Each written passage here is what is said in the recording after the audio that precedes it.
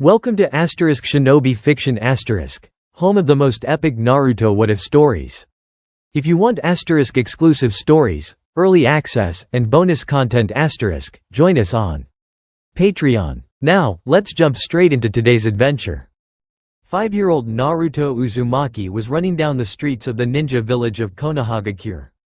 He was wearing a white shirt with a red swirl on the back similar to those on the back of the Chunin and Junin flag jackets of the ninja of the village. As well as black baggy pants and black kids' boots, all of which looked old, dirty, and worn out. His face had some mud on it as well as 3 distinct whisker marks on his face, with golden hair that looked like it was bathed in sunlight, yet right now was covered in a little dirt. He was currently running down the street laughing tauntingly at 3 Uchiha police force officers pursuing him. "Get back here, you demon Gaki," yelled the oldest looking one with silver hair going off to one side named Yashara. The other 2 were yelling similar things. "Ha ha ha, you never catch me, losers," laughed Naruto as he continued to run down one of Konoha's main market district streets, while ignoring the hateful stares from majority of the villagers. He got some from some of the ninja as well, but every time he saw one and they saw him, they tried to chase him, something that scared him to no end. So he hid from them all the time, or tried to until these 3 Uchiha police force guys saw him. Despite masses of people setting up for the festival tonight, Naruto's little legs and short stature allowed him to run through the crowded streets with ease, unlike the Uchiha police force officers. He kept running until he ran into a dark side alley full of old boxes and dumpsters rather quickly, but he was slow enough that the still crowd struggling police members saw. Regrouping at the alley, the 3 Uchiha cursed as they saw it was empty. Yashara called out, "Shit, we lost him. He has to be around here somewhere. Split up, if you don't find him after 2 hours report back to HQ. Go." With that, Yashara ran down the alley's other end and went right, the other who followed went left, and the third went back the way they came and ran farther down the market street. A couple of seconds after the 3 police members were gone, a mat was moved from atop one of the boxes. It was quickly thrown away by a laughing young Naruto who was holding his gut in mirth. "Those bakas," thought an amused Naruto. Knowing he had to leave the area before more mysterious people went looking for him, or those scary mask guys showed up. Naruto was thinking of a place to go. Can't go back to the orphanage, they'd rat me out in an instant, and they were horrible to me and kicked me out for some stupid reason. Don't want to go back to the forest yet. Can't go back to Fort Naruto in that other alley. It was found by those weird people with masks that were also looking for me. Anybody looking for me that hard can't mean anything good for me. Yet, I still don't understand why people don't like me. I'm hated for some reason by this village, but I'll show them that I'm no demon." Naruto just jumped out of his box and sighed before smiling quickly a few seconds later. No use feeling down. I know, maybe I'll go to the park and try making friends again, and maybe finally today I'll see that nice old man again. Even though it's getting late, but I'll still try. For I'm not giving up, dat bayo, thought Naruto excitedly and determinedly before his stomach rumbled and hurt. Rubbing his stomach, he laughed sheepishly before a depressing look came on his face. Talking to himself quietly and barely about a whisper he stated, "But first I got to find some food. I haven't eaten in a while." Running fast he tried to find a person to steal food from, something he dreaded doing. Normally he would only take an apple or a small loaf of bread since he saw stealing as a bad crime and something you shouldn't do. Yet the hunger pains were getting worse, so he had to take more food. His best catch were bentos he took from picnics, but no matter where he took food from he always said a prayer for the people that he stole from so they would somehow get twice the food he stole. He really detested stealing, yet he had no money and he couldn't find the nice old man that always helped him. Plus no one else seemed to be. So he was off to find a mark to steal from since he hadn't eaten practically anything besides a bread loaf in 3 days. Finding 2 people carrying food, he decided to follow them to see if he could get a chance to take anything. One was teenage girl with purple hair tied and done in a way that reminded Naruto of a pineapple, wearing a tan trench coat and matching tan skirt. Blue ninja shoes with ANBU shin guards and mesh undershirt. She seemed to be making lots of noise while bugging this guy with a few nasty scars on his face, with a black bandana, and a large black trench coat and ninja shoes. Naruto also saw that they were wearing the leaf headband signifying them as Leaf Ninja. Naruto always got the worst beatings from the ninja, But the girl was carrying food bags of some sort, and he liked a challenge. In the past he had to steal from ninjas when the opportunities presented themselves to get food. Water he normally got out of bird baths, buckets, and anywhere he could find it, and that stream in the forest marked 44. Yet, he didn't want to take a risk in a beating, but it only happened when he first started living on the streets a little over a year ago. The mean orphanage matron kicked him out 4 days before this very festival he passed up. Not knowing how to take care of himself, or the dangers, he was almost immediately assaulted. From that day to the day after the festival were hell, and he didn't even remember the last day, just the pain. The constant beatings he received, and random objects being thrown at him, and the foul words they said, especially when they missed. On the last day it was the worst, and when he woke up he saw an old nurse about to stab him with a knife, in this weird white-walled room, that smelled funny, while on a lumpy bed. He screamed and pushed the lady, and then he saw these 2 weird masked people enter the room and rush him and the lady. He didn't think but jumped out the open window from the 2nd floor, and despite the pain on left leg, he ran, and has been in hiding ever since while systematically developing a fear of the masked people. Coming back out of his painful memories, he noticed that stoic and annoyed man toward the women was carrying something that looked like what was described to him once as a cake from the nice old man.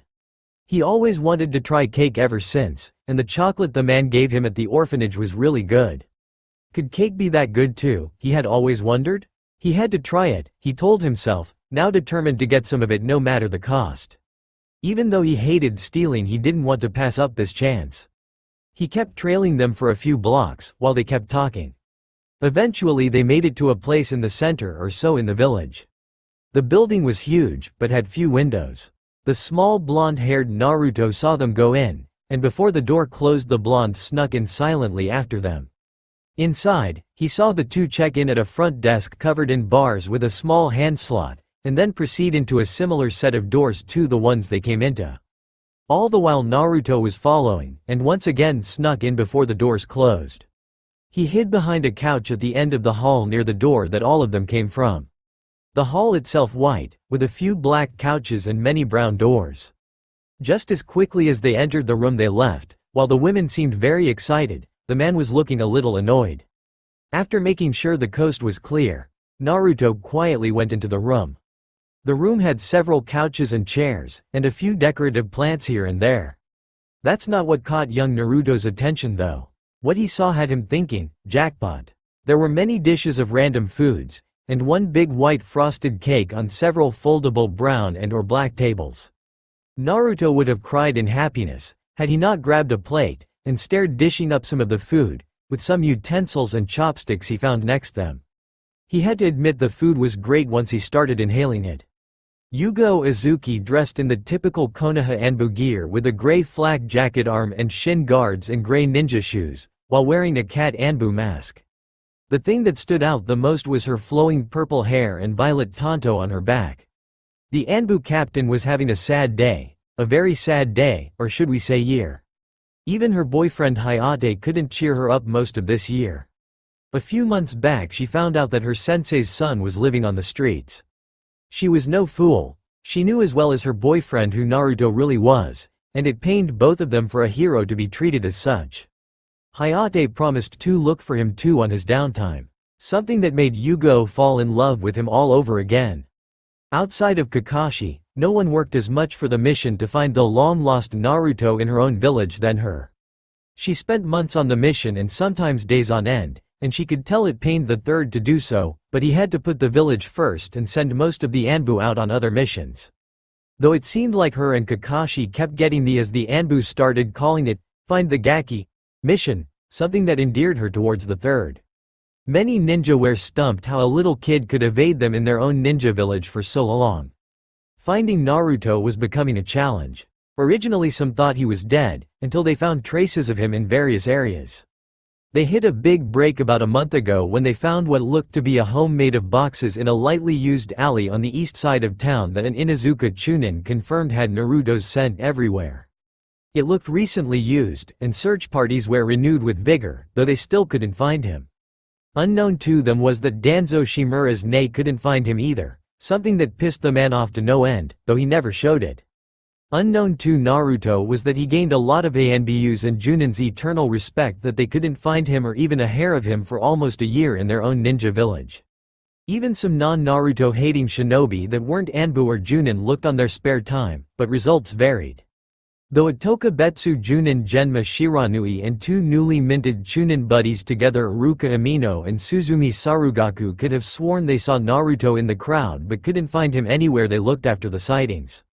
Though it did start the major manhunts over again. Now, Yugo was in every one of these hunts, but the fact that she couldn't find him still saddened her to no end. Checking her watch she found she was well past her search time and feeling tired, so she depressingly decided to call it quits today. She had been searching for 3 whole days. Speaking quietly to herself she said, "Sorry Kushina-sensei, I'll find him one day." She didn't know how right she was. Heading towards Anbu HQ, after signing in and taking off her cat Anbu mask, and putting it in a seal on her right guard, something she learned from her sensei, which didn't help her mood, she decided to take a quick nap before the party since she promised Anko she would try her cake before she left, despite wanting to go home. How someone as tomboyish and sadistic as Anko could make some of the best sweets in the world is beyond me. She thought before opening the door to a huge shock that hit her like a ton of bricks. There in Anbu HQ was the very person the entirety of the Konoha ANBU and Ninja Force have been looking for over a year, who she was looking for, and the irony was not lost to her.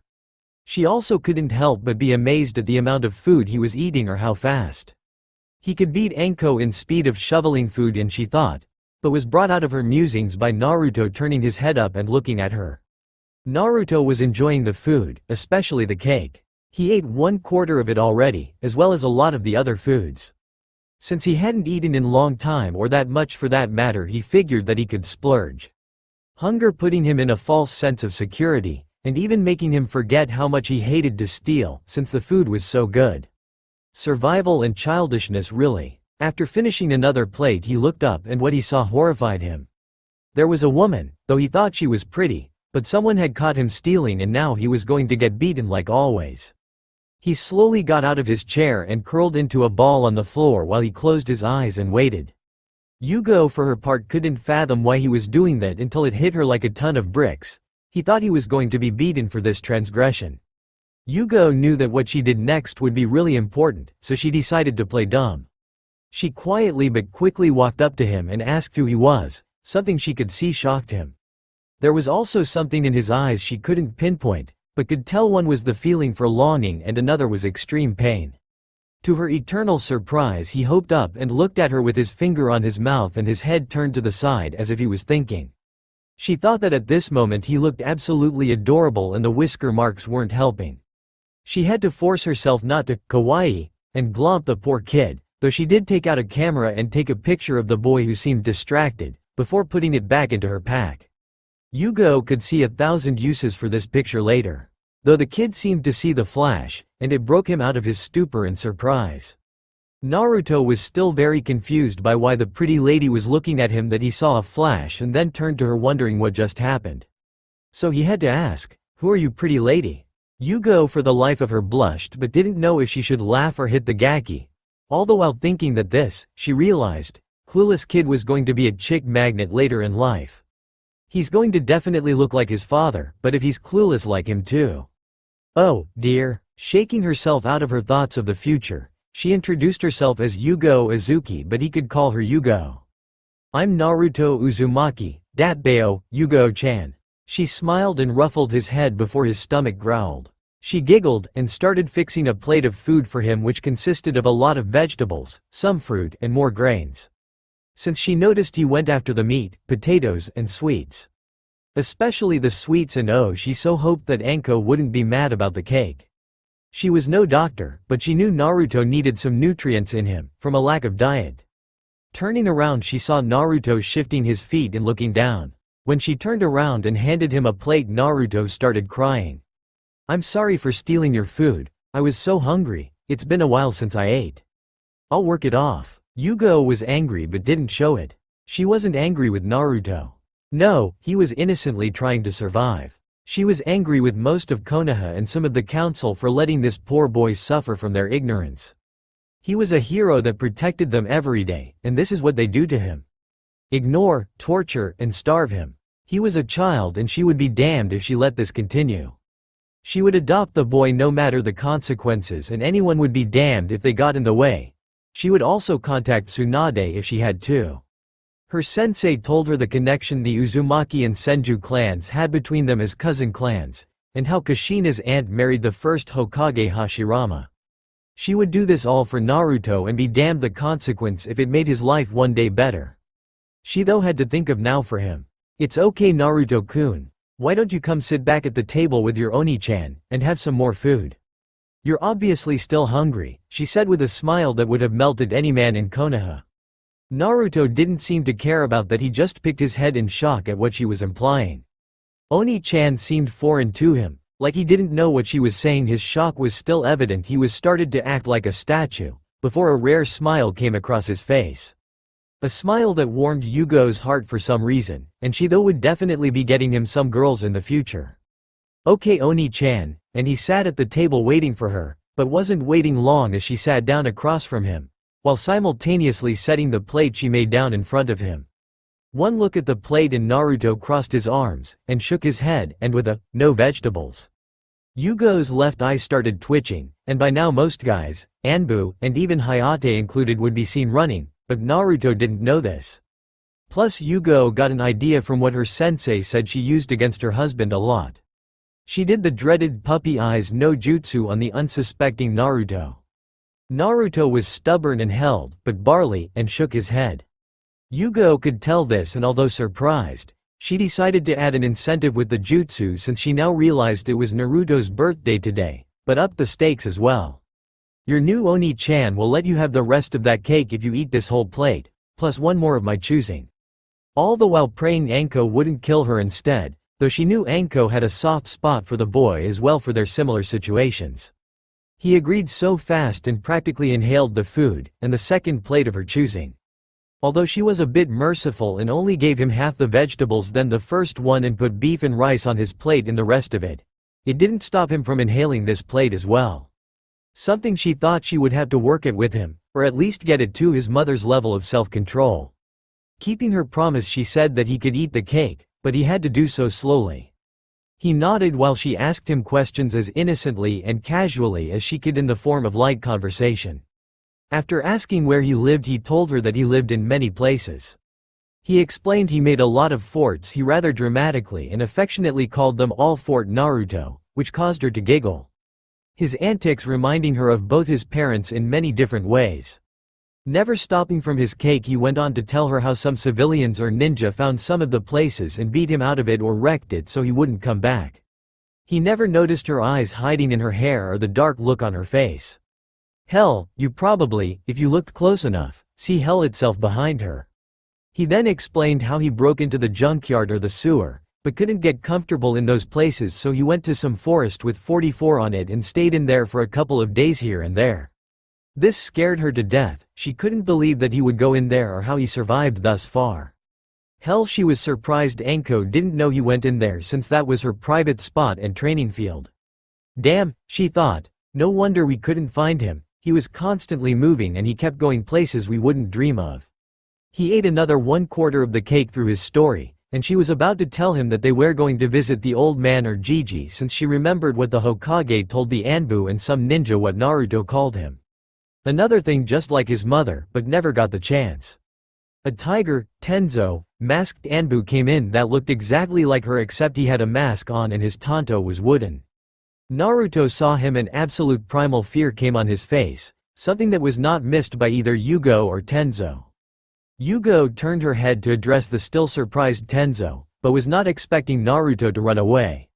Though she wanted to face Palm so badly when she noticed that despite his shown fear he was running with the cake in both of his tiny hands. He booked past her and under Tenzo's legs, cake and all, and was heading for the entrance. Yugo and Tenzo in pursuit. Naruto was scared of the masked guys and didn't think. He saw how Yugo was familiar with the other one and thought she betrayed him to keep him there till others showed up and they could beat him. He grabbed the cake without thinking and headed to the door, and under the masked guy's legs. Making it to the door, he noticed the tall, dark, and scarred man that he followed into the building, but not the young women. Surprise was evident on his face before Naruto tripped and then cake was sent flying toward him. The other half of the cake ended right up on Ibiki Morino's face. Something that he would later have a hard time living down. Naruto quickly got up and booked for the door again as the scarred man was trying to wipe his face off. This time sliding under the man, he booked for the door. Getting through that one, he didn't stop as whoever was beyond the counter was yelling out at him to stop, and he made it out the other door.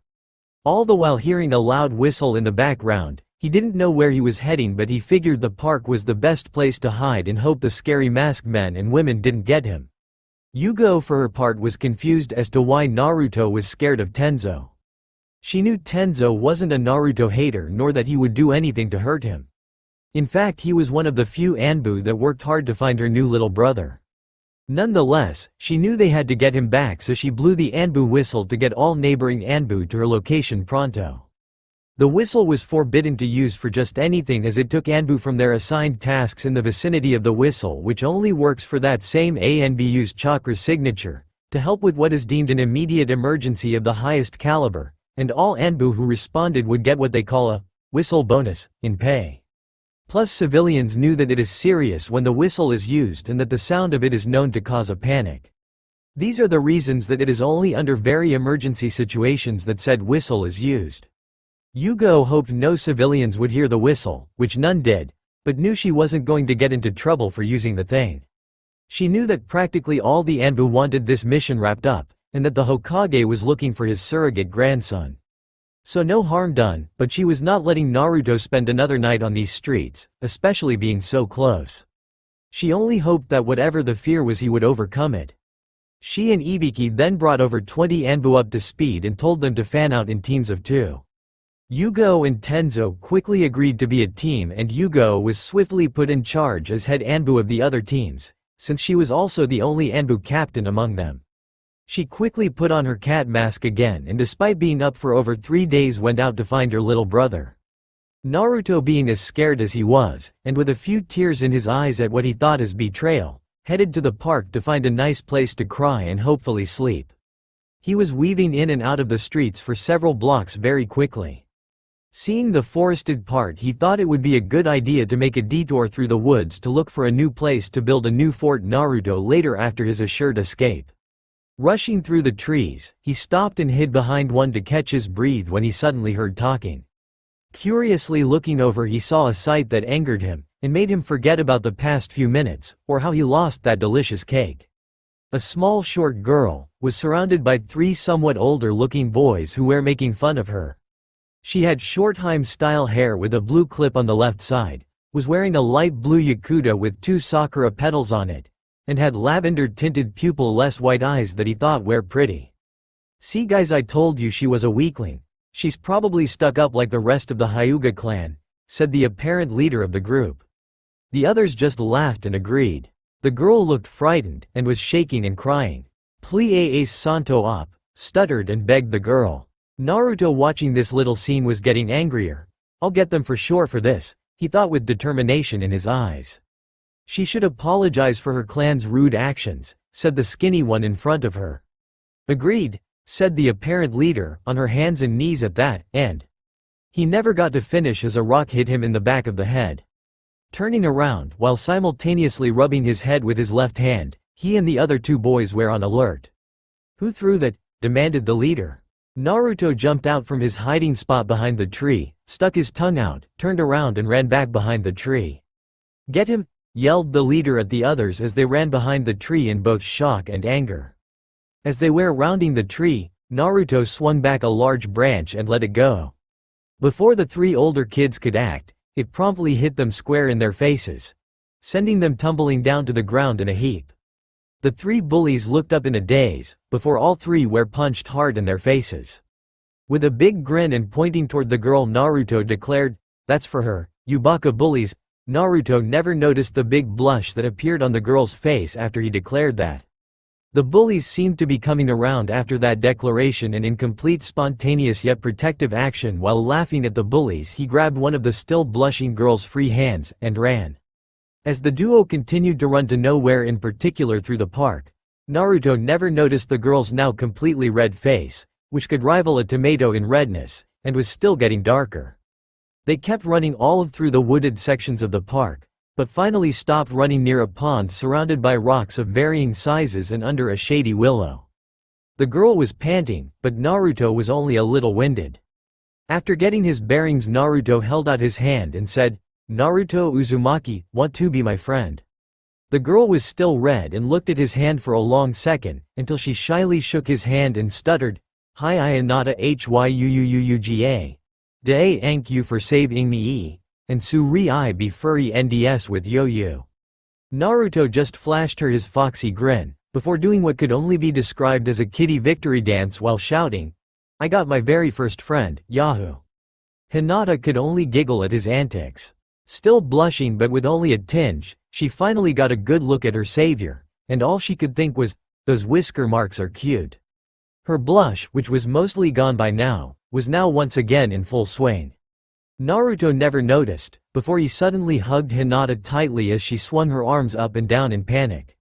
Almost fainting. "Yeah, we'll be the best of friends, okay," yelled Naruto excitedly. In which Hinata, blushing redder than a tomato even and looking more like a volcano after bursting, could only nod in embarrassment and slight happiness. Letting her go, excitingly asked her if she wanted to play tag, and she, not trusting her voice, could only nod. Naruto was having fun for the first time he could recall, and they were having so much fun that they forgot all of the important stuff like the kids they were, and missed that it was getting dark. They mostly played tag, but also I spy and hide and go seek. The fun and games finally hit a snag when Naruto, being it in another game of tag, tripped again, and tagged Hinata on the chest where her S would come in. She went into full-fledged blush mode and started to wobble. Remembering her mother, who was joking at the time and not that she knew, telling her that a guy touching her chest was a sign of marriage. Naruto, being the dense and educated but seriously dense kid that he was, started to panic. "Hinata-chan, are you okay? You're not sick, are you?" asked Naruto as he steadfastly put his forehead to hers. Poor little Hinata, already on the edge of fainting, only had two thoughts before passing out finally. "He called me Hinata-chan, and he's touching me close again," before promptly passing out. Naruto, still in a panic and still with a childlike mind, could only think of one thing: "I got to find a doctor, and fast." Not wanting to leave his new best friend by herself, he softly and gently grabbed her arms and put them around his neck and positioned her around so he was carrying her on his back. Remembering that there was a festival celebrating the Yondaime's defeat of the Kyuubi, Naruto figured that someone there would be able to help him. "I was hoping to enjoy it tonight, since the orphanage lady never let me go," he thought. His thoughts quickly went to his new friend and he knew he had something else to do. Then, running swiftly, he started running out of Konoha's main park to the city, just as the sun was going down. Horizon Sarutobi, the third Hokage, the professor of all shinobi, was having one of those days. The only word to describe it was, shit. He was going to spend a quiet and lovely evening with his family, when life and karma teamed together, the real bitches they can be, decided not to grant him such a privilege. An hour and a half ago, Kat and several ANBU tried to apprehend his elusive adopted grandson Naruto Uzumaki after he somehow broke into ANBU HQ. The report was interesting to take, and Kat promised a very detailed report later and with some peculiar info she suspected.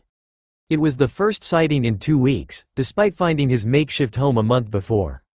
Sarutobi felt nothing but unadulterated shame that he failed his successor and his old friend Toshiya Uzumaki. He promised his successor Minato Namikaze that he would protect his son, and he failed rather horribly.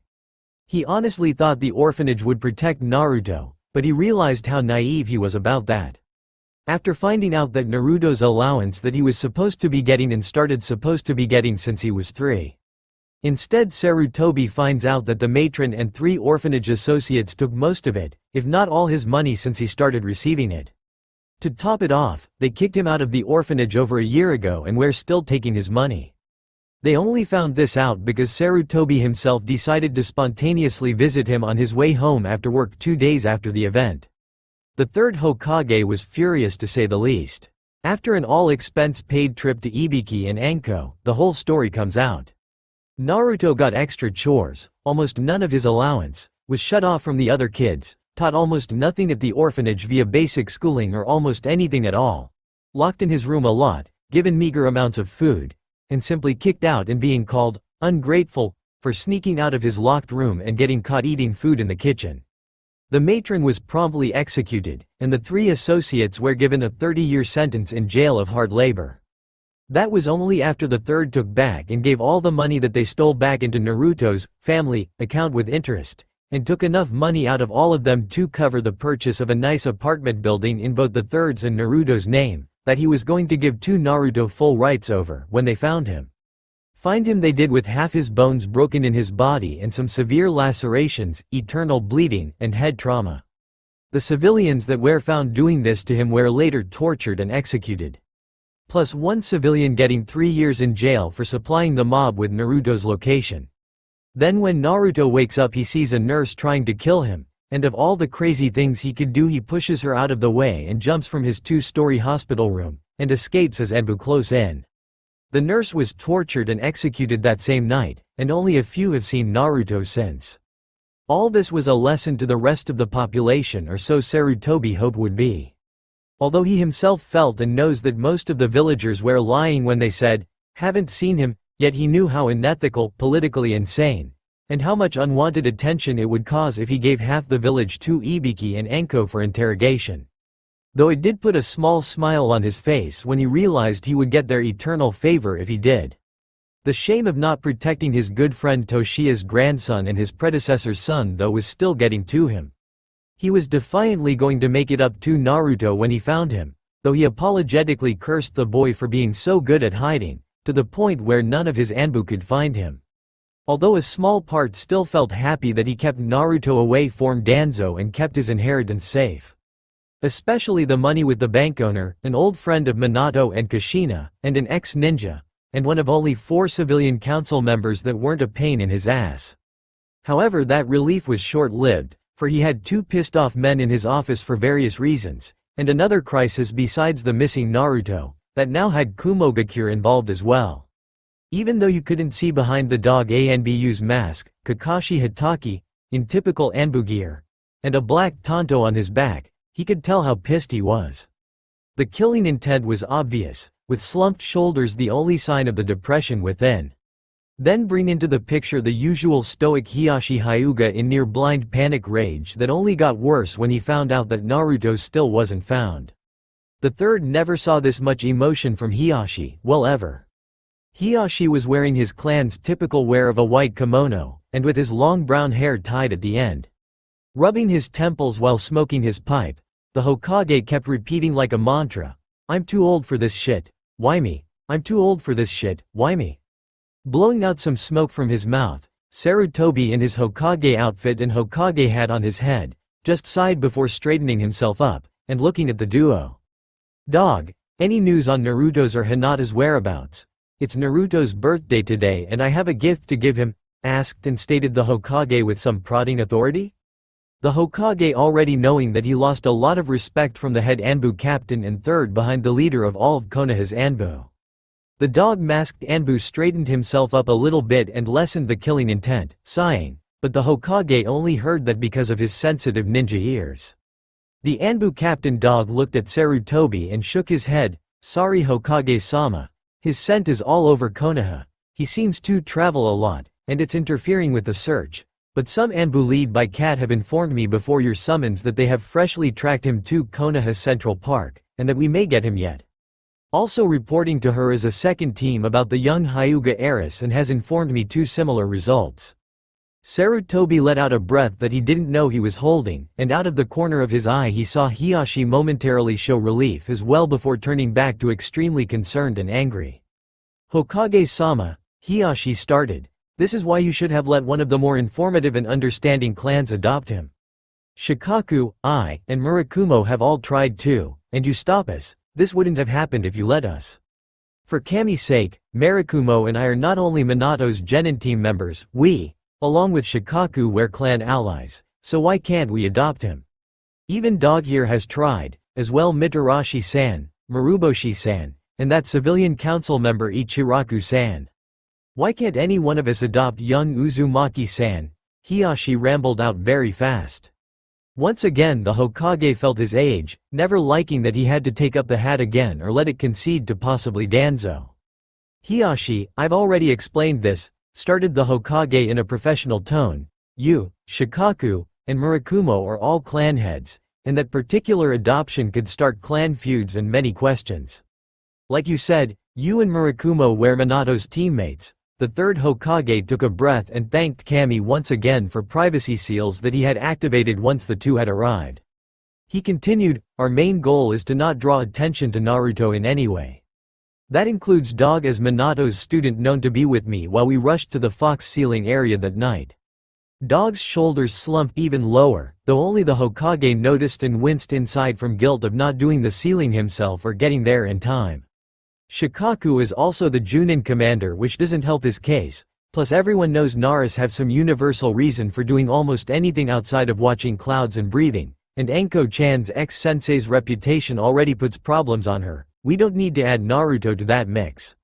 My old friend Kosuke would be a good choice, but his reputation and abilities are highly respected and I don't want him to lose that because of ignorance, as well as the fact he's the only other person who came with me to the scene that night. Besides Junin Himaki Mimura, Dog here, and Anbutuna doesn't help. It will make people question him and why as well.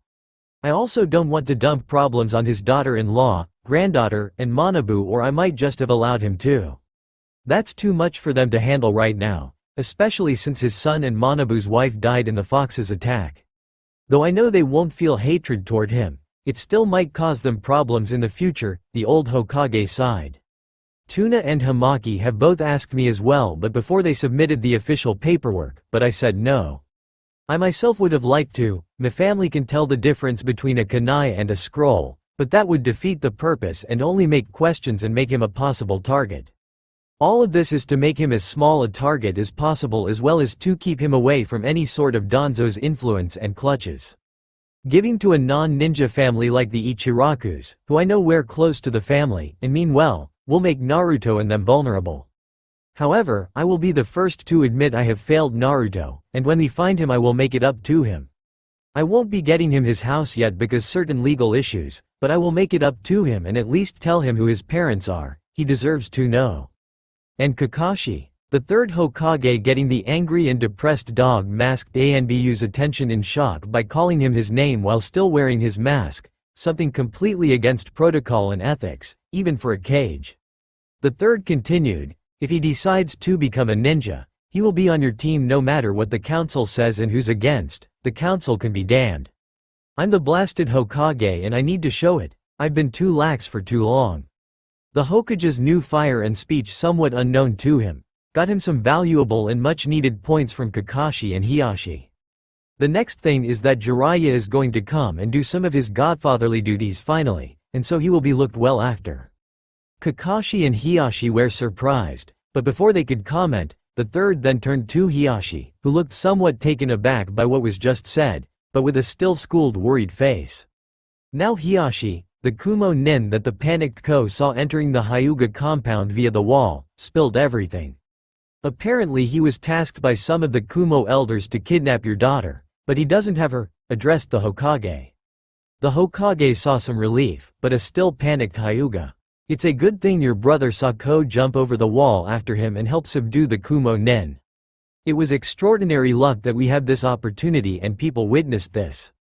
Now we have a live nin and valuable intel. It seems Kumo thinks they are going to win, but we have a good political bargaining chip. Now I know it's not my business, since it's your clan, but can I inquire what is going to happen to young Ko for misplacing your daughter and heiress? The room was quiet for a moment before the Hyuga patriarch spoke. You don't have to worry, Hokage-sama, I have no ill intentions for Ko. This is not the first time this has happened. Ko has informed me that she runs off all the time due to her curiosity of the life outside of the compound, but he normally finds her within 3 minutes or less.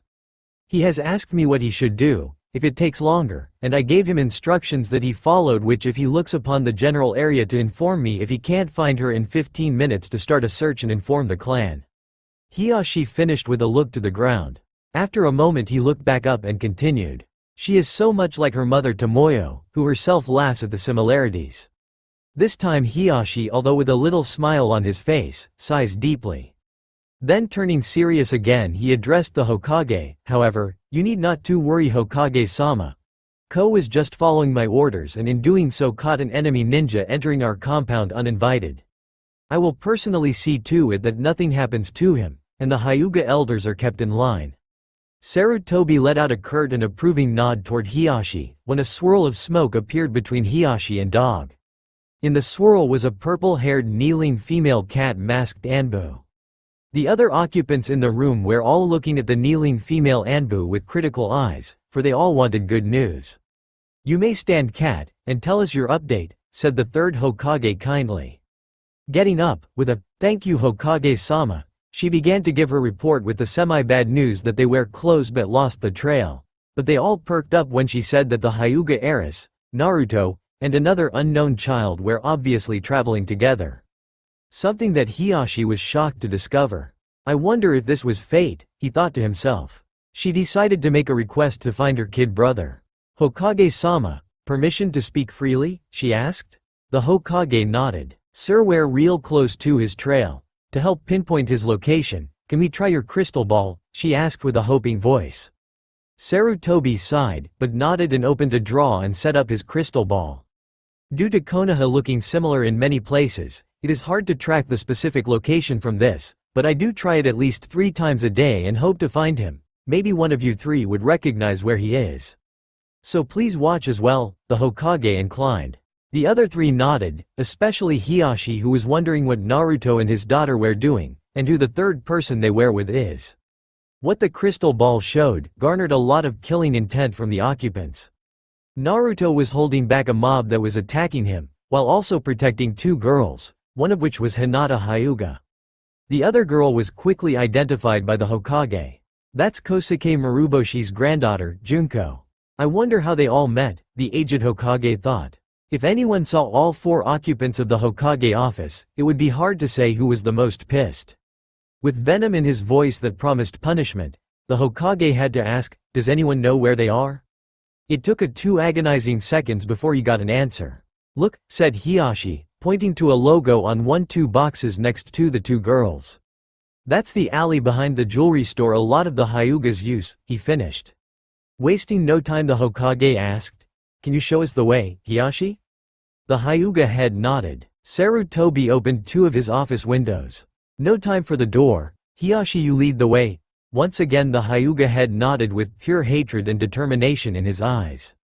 The third Hokage pointed to the 2 Anbu and said, you're coming too. They nodded, and a second later the office was empty and quiet, but the traces of the potent killing intent remained.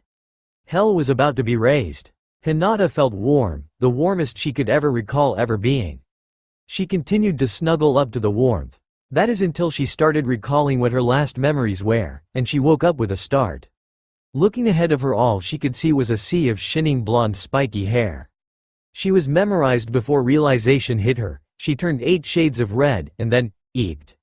Naruto for his part made it 3 steps out of the park when he heard it, and felt Hinata wake up. Stopping, Naruto asked, Hinata-chan, are you okay, you passed out? Hang on, I'm going to go find a doctor, okay. Hinata for her part looked bashful and turned an extra 4 shades of red. That smoke started pouring from her head. Naruto made it to the end of the block when Hinata found her voice again. Naruto-san, please put me down, I'm okay, honest. Naruto obliged but still looked worried, while Hinata was still beet red, but had calmed down some. An awkward silence prevailed for a couple of seconds before Naruto shook his head, getting the attention of Hinata. What is it, Naruto-san, she asked. Naruto just shook his head again, but this time with a smile. Just call me Naruto, we're friends, and plus I don't really care for honorifics. Hinata could only shake her head. Friends we are, but I will just call you Naruto-kun and you can keep calling me Hinata-chan, she answered shyly, while simultaneously shuffling her feet and peeking at Naruto out of the corner of her eyes rather cutely. Naruto brought his hand to his chin as he was in deep thought, something that made Hinata giggle, but Naruto didn't notice. Fine, he conceded, you are my first friend, so I suppose, he relented with another foxy grin, while rubbing the back of his head. Something Hinata thought was cute, and made her cheeks flush. Something she realized she had been doing a lot since she met Naruto not that long ago. She slowly started to question those thoughts and what they could mean, and if since he touched her chest means they're husband and wife, which in turn made her cheeks blush heavily. She put her 2 hands on her cheeks and was still in thought and never noticed Naruto was walking a short distance away. For at that moment Naruto was distracted by muffled sound of someone crying. Ignoring the dirty looks and glares he was getting by passerbys, Naruto went over to a girl around his and Hinata's age sitting and crying by a crate on the side of a gray stone wall. The girl was short, but not as short as Hinata and almost as tall as Naruto. She had medium dark blue hair with one bang on her right side going to her shoulder tip but tied in a braid, and had the eye color of a majestic green. She was wearing light blue pants and ninja shoes, with a similar short-sleeved shirt that was black and V-necked, and a brown vest over her shirt that looked like it was made of wool that almost made her look like a small boy instead of a small girl. She was sobbing and rubbing her eyes. The light was soon blocked by something and she opened her eyes to see a boy around her age looking at her, and holding out his hand. "Are you okay? There's no reason to cry. I'm Naruto Uzumaki, what's the matter?" The girl for some reason felt she could trust him and simply nodded before taking the boy's hand. Hinata, snapping out of her love-struck thoughts, turned to see her new friend help some girl she didn't know up, before going over herself to see what was going on. "I'm Junko Maruboshi and my grandfathers were taking me through the festival when we got separated. Now I'm lost," explained the girl looking like she was going to start crying again. Naruto, being Naruto, put the thumbs up sign and said, "Don't worry Junko-chan. I'll help you find your grandfathers, it's a promise, and I won't go back on it," declared Naruto. Just after Naruto finished, Hinata made it over. Feeling a little shy, despite her confused feelings, her kindness won out though, and she felt for the girl for her plight. This in turn made her realize that she was separated from her guardians and missing from her family. She went over and yanked a little on Naruto's shirt sleeve, getting his attention. A little shyly she said, "Naruto-kun, I'm in the same boat, I need to get back to my house. My family is probably worried." Naruto didn't even hesitate. "Then I promise to help you get home to Hinata-chan." Then turning to look from one girl to the other twice, he suddenly and dramatically pointed from to the other girl. "Hinata-chan, this Junko-chan." Then pointing to Hinata he finished with, "Junko-chan, this is Hinata-chan, my friend." This made both Junko and Hinata giggle at his antics. "I know, why don't you become our friend too Junko-chan," explained Naruto in kind way. Junko for her part just smiled and nodded. Hinata smiled happily, if not a bit shyly as well. Then Naruto's face became serious and thinking like something that took both girls aback a little bit. "Do any of you know where you live?" he asked anticlimactically. Both girls just shook their head after sweat dropping. Silence prevailed for a couple of seconds before Naruto declared dramatically, "Then we'll walk around until one of you sees something familiar or someone you know and can help." Both girls just face-palmed at his way over dramaticness. "Let's go, Datbeo," he declared, as he started walking down the street. Hinata and Junko both giggled again. The two girls followed suit and they began their search. No one seemed to want to help them though, and almost everyone was glaring at them. Plus it was now really dark outside and the lights were all over the festival. The girls were getting uncomfortable though with all bad looks they were getting, until finally Junko asked the obvious, "Why are they glaring at us?" "Huh?" said Naruto, so busy looking around at the festival and the going-ons that he didn't hear the question.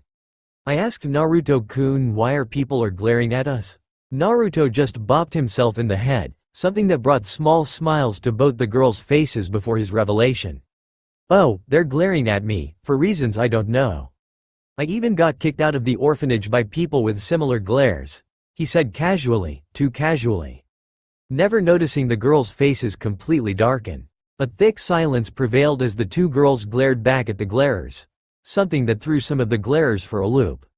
They're glaring at the kind boy trying to help them, and didn't seem to deserve this treatment, which he also didn't notice. Junko then thought of another question, Naruto, if you got kicked out of the orphanage, where do you live?" Hinata thought it was a good question and also wanted to know the answer, but for a different reason.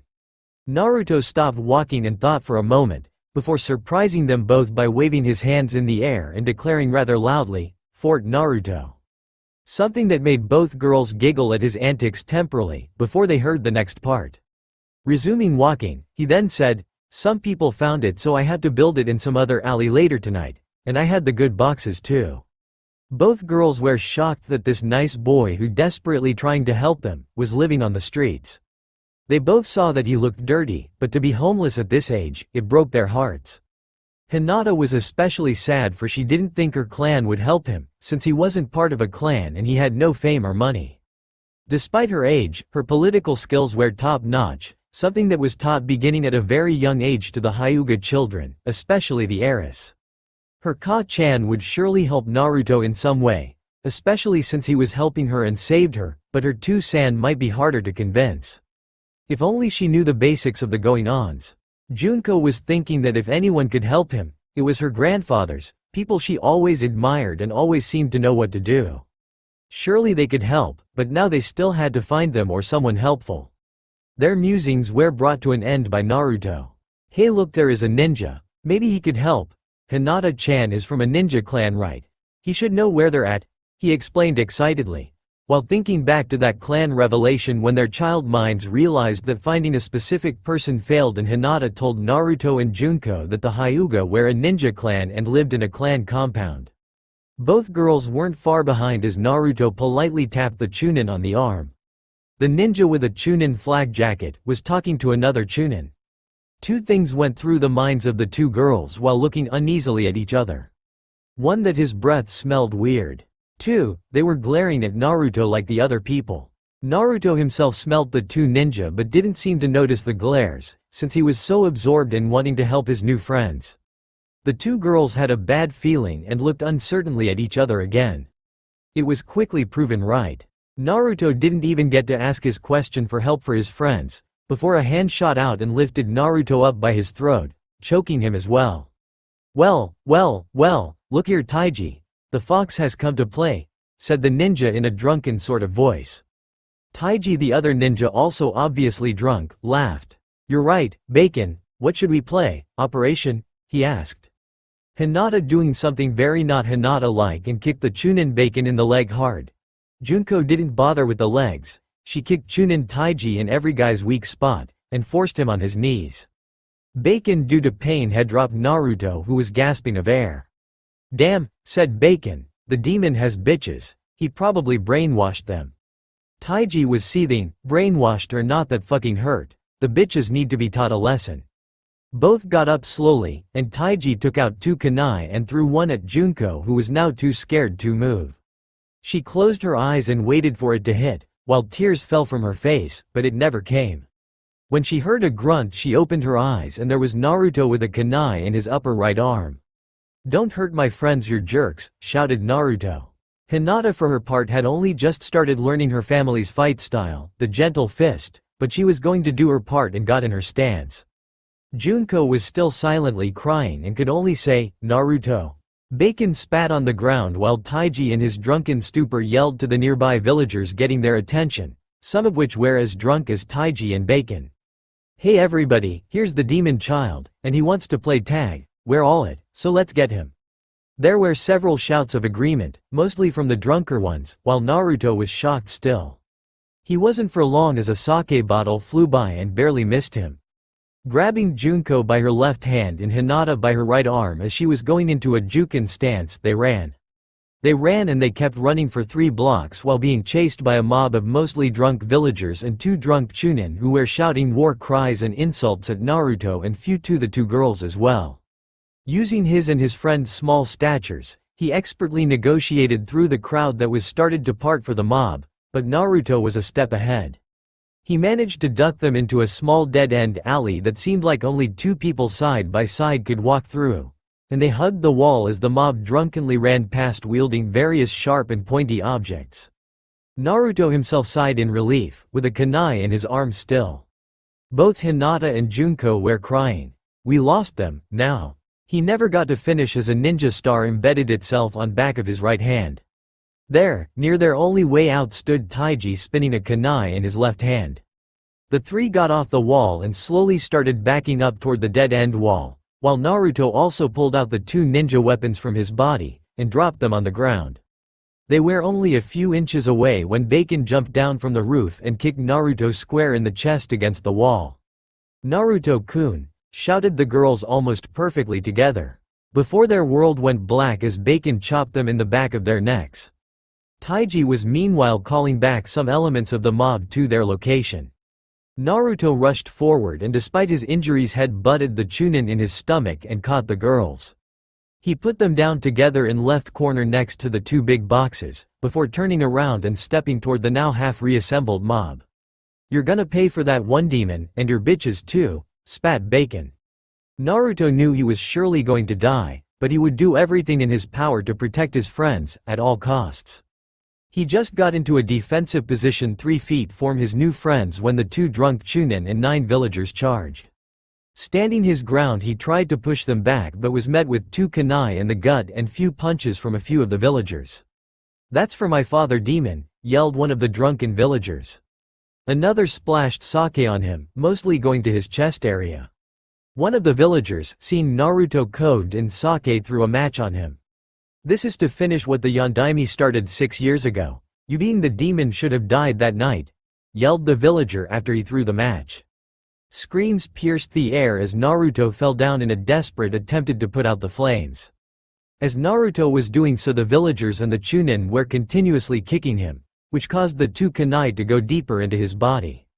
More kicks, mostly to his back, head, left arm, and stomach, constantly hit him, until another villager dumped more sake on him, which made the screams intensify and flames resume. After few minutes it was temporarily calm. Naruto put the fire out from rolling around, but was bleeding from a huge gash on his face and 2 gaping holes in his stomach, several broken bones, minor gashes, and burns over 60% of his body and many other injuries. Naruto was barely conscious, to say the least. The mob was cheering that they killed the demon, and dancing around a little bit. But Naruto was not dead and was determined to protect his friends, and trying to get up, but couldn't move. When he saw Taiji and a civilian head toward his friends, he mustered up all his strength and with determination rushed them, surprising everyone. He pushed them into a wall before another villager punched Naruto into the still unconscious girls, while a ninja star embedded itself into his right shoulder. Naruto was leaning against the wall, his feet touching both girls. He couldn't move and couldn't talk, and was using the wall for absolute support, but was giving the crowd a determined look. Bacon was slowly walking over and pulled out another kunai. "Well, I'll finish him off for sure with this," he declared, raising the kunai amongst the cheering mob. Naruto didn't have the strength to go on, and had tears leaking out his face as he solemnly thought, "I failed my friends." Before slipping into unconsciousness, Naruto never noticed the red chakra that was slowly developing around him, heavily and in plain sight of everyone there, or the 4 angry and horrified onlookers that appeared on the roof of the jewelry store above, and jumped down to protect him. However, no one there, not even the fox, knew what happened in heaven above 4 minutes ago. 4 good friends and deities were having their annual get-together, away from their rather busy lives. Really, it was just an excuse to take a break. So sitting around a pure silver table viewing the world from a water basin filled with water positioned in the center of said table, sitting in matching pure silver chairs were the 4 deities. Benzaden, Kichihoten, Inari, and Kami herself. All sipping green tea and having a breather. Or they were, but were currently astonished at what they were seeing. All the girls had hourglass figures and D-cups, and were the uptime of beauty, none so much more than Kami. Kami was wearing a pure gold princess yakuta, with long flowing black hair and tan skin. She had beautiful eyes that changed to every color of the rainbow every couple of minutes, and had the most beautiful face that could make any mortal man melt. Standing along the table beside her was a red-wooded naginata with a pure silver and steel blade. Benzaden had short blonde hair and blue eyes that glittered in the light. She was wearing an all-purple yakuta with 2 music notes on the bottom, and a pearl necklace, as well as a golden mini-harp at her feet. Kichihoten had a smiling face that didn't seem to go away and was radiating warmth. She was wearing a simple all-yellow yakuta but was also barefoot. While all the other goddesses at the table were roughly medium height, Inari was a foot shorter and had an all-white yakuta on with simple fox paw prints on it, and an elegant sword called Kogitsu Maru strapped to her side. Deities need entertainment, just like mortals, so doing these breaks, Kami would command the water to show her by her instructions, rare sights in the mortal realm. Normally this brought images of funny or interesting sights that even the mortals don't see every day. Some wear small acts of chivalry or romantic scenarios. Others wear just plain odd or overly dramatic. However, right now the four deities wear stock still and surprised, as well as angry and impressed. Something that was hard to do to four of the most powerful deities in the realm. I was always sad to see the Uzumaki clan go. I gave them my blessing for warrior protection to the entire clan, something I normally do to one person, not an entire clan. However, even I couldn't interfere when Kumo, Iwa, and Aim massacred them due to our ancient and binding laws, but they sure took a lot of them with them. That damn ungrateful and pathetic Madara had to play deity and harm my creation Kurama. Then his minion had to unleash him a second time. Now both my creation and the one of the only four Uzumaki left in the world is about to die due to drunken fools who can't understand the basic definition for the word sealed. At least he's going down like his ancestors, explained Inari in sad voice that was only half true. Benzaden patted Inari on the back to comfort her, although her words didn't help, but that's not what was going on. Too bad, he was such a charmer. Knowing some mortal laws I could have had fun with my blessing. There was silence for a second before Kichihoten spoke in mock sadness. I second you on that one, Benton-chan. That young Uzumaki really does deserve happiness. I mean, he's trying to save his two new friends while practically mortally wounded that was caused by misguided hatred toward him and alcohol. Fujin's blessed clan is the Namikaze and Sujin's blessed clan is the Jakado, and they would be sad to see him go. He's the last of these blessed clans, and they might owe favors to whoever helps him. Last of 3.5 bloodlines, but has 4? The mock sad looks continued as Benzaden took the floor again. I know, right, Kichi-chan, we'll wear those bloodlines again. Oh, yeah, chakra chains the rest of the Uzumaki bloodline, Mokuton, fast travel, and water shaper. Meaning he is last of 2 of those clans, and between the other 2 he only has 1 relative and the other he has 2. Not to mention he was the child of prophecy. We the deities as a whole made him such to bring an era of peace, for it needs to happen, and more importantly because we all want an extended breakup here in heaven to have a simple extended vacation with little interruption and less paperwork. At least he will get to meet his dad and mom, for all the mortals think that that seal he used to seal the fox will forces him to stay in the stomach of the Shinigami for all eternity. Too bad that mortals can't completely play deity, and only Kami-chan here gets to decide who belongs in heaven or hell. Plus it doesn't hurt that the Shinigami can only stomach evil or bad souls. The other 2 just nodded, besides Kami, in mock depression. All of which were looking at Kami out of the corner of their eyes and smirking on the inside. Kami is the only one who can authorize the breaching of the ancient pact. Or more precisely, she wrote it, and can tweak it a bit for the other deities. To get her to move and do so is hard and only happens rarely. Despite her being the deity of creation and ruler of the deities for this realm, her outgoing and hardworking personality, she is also very shy. Her only friends are these 3, which more than not are her very best friends, but she will talk to old Fujin for advice, Omoikane, who isn't that social unless you ask his opinion on anything, which she does here and there, mostly when there is a major dispute in heaven, and her aide and the one who brings all the paperwork to her office, Amaterasu. Uzume, Aim no Uzume, talks to her like a big sister, and she doesn't mind it, but she also forces Kami heavily out of her comfort zone with her wildness, but Kami does consider her a friend. She just has too much fun and forgets to visit until she drops in unexpectedly. Kami herself had a weird look on her face, and she knew what her friends were trying to get her to do. She couldn't help but agree with them, but the paperwork and Amaterasu's scolding that was sure to come from this was not something she looked forward to. I don't think we should do this. You all make valid points, but letting nature take its course and free will are the mortals' domain, and we shouldn't interfere, Kami explained quotingly. Her friends looked crestfallen but still determined, something Kami knew meant trouble for her. Before she could contemplate anything else, a pair of hands started grouping her s. Fighting in her seat and trying to get the strong hands off of her. She also almost immediately smelled alcohol. Uzume-chan, stop, begged Kami to the tall deity in a red yakuta with sakura blossoms all over it covering J-sized s, but a rip on her left sleeve and a giant open sake bottle tied to her obi. Come on Kami-chan, Aim no Uzume-kud. I have the biggest party planned and I can't do it until that young mortal brings peace. Me and Fujin have been making sake up the wazoo, so let's do something to help them out."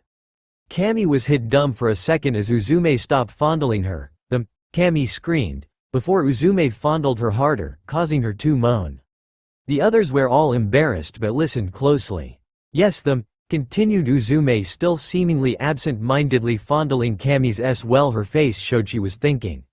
A fact not known to mortals is that Uzume was infamously spot on with odds and predictions, and is well informed, which made her a horrible person to bet against during the monthly deity poker night.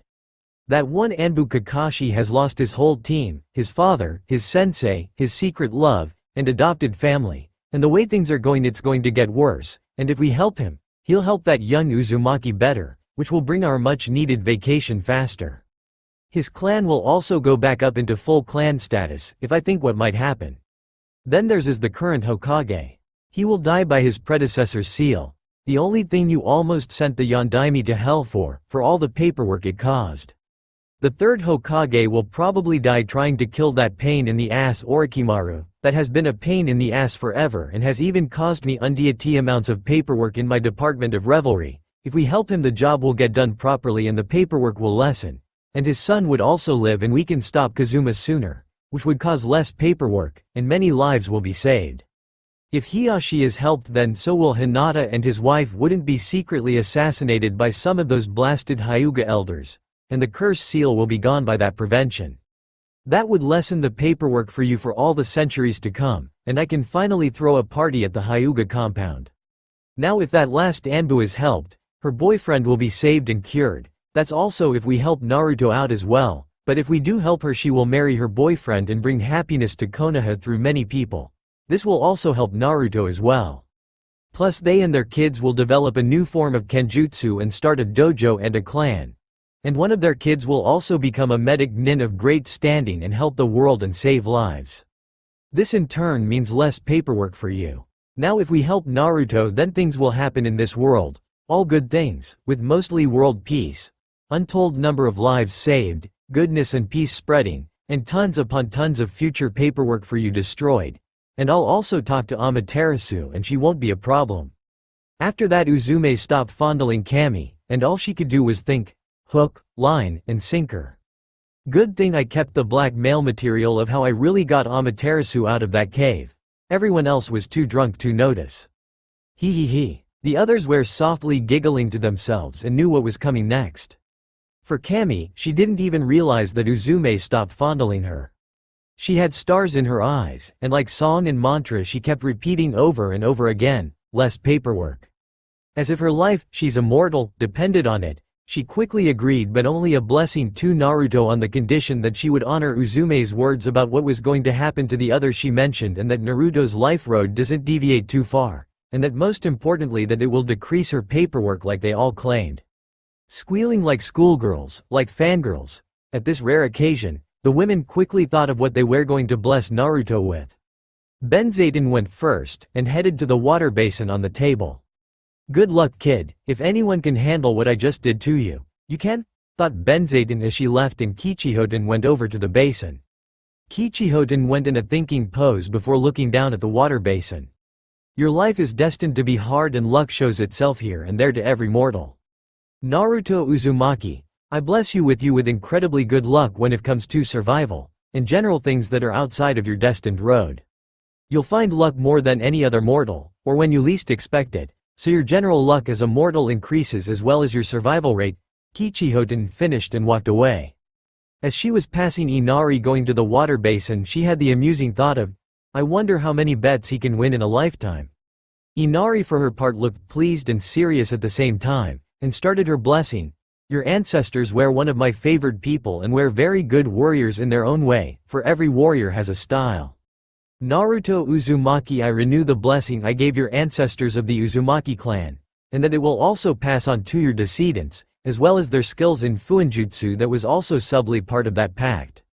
I bless you newly that whatever style you fight with in the future, that you will become a master of that style, and that you will be proficient in it, especially when fighting for the right reasons." Leaving the altar, Inari was surprised to see Kami step forward. Like noted before, Kami rarely lets people mess with the destinies of people. Deities are allowed to answer prayers and bless people, and or when they along and or their ancestors have been moral or righteous, have a God's undivided attention and ultimate blessing. Besides answering some prayers, Kami herself has never blessed a specific person, and then doing so when she is bending the rules was surprising to them all.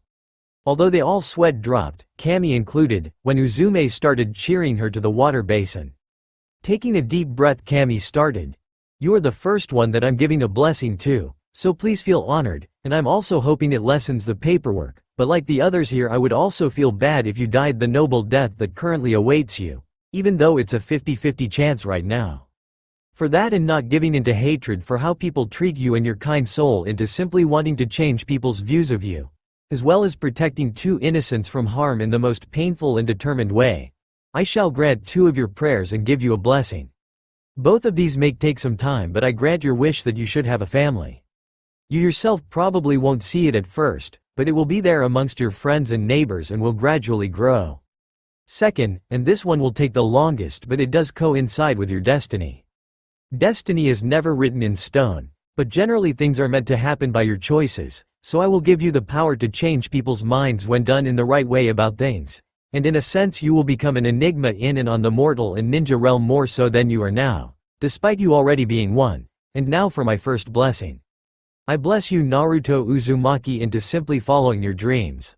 It will be your choice, but if you work hard enough, all your dreams will come true, as long as it has either or both morals or love and or is done for the right reasons.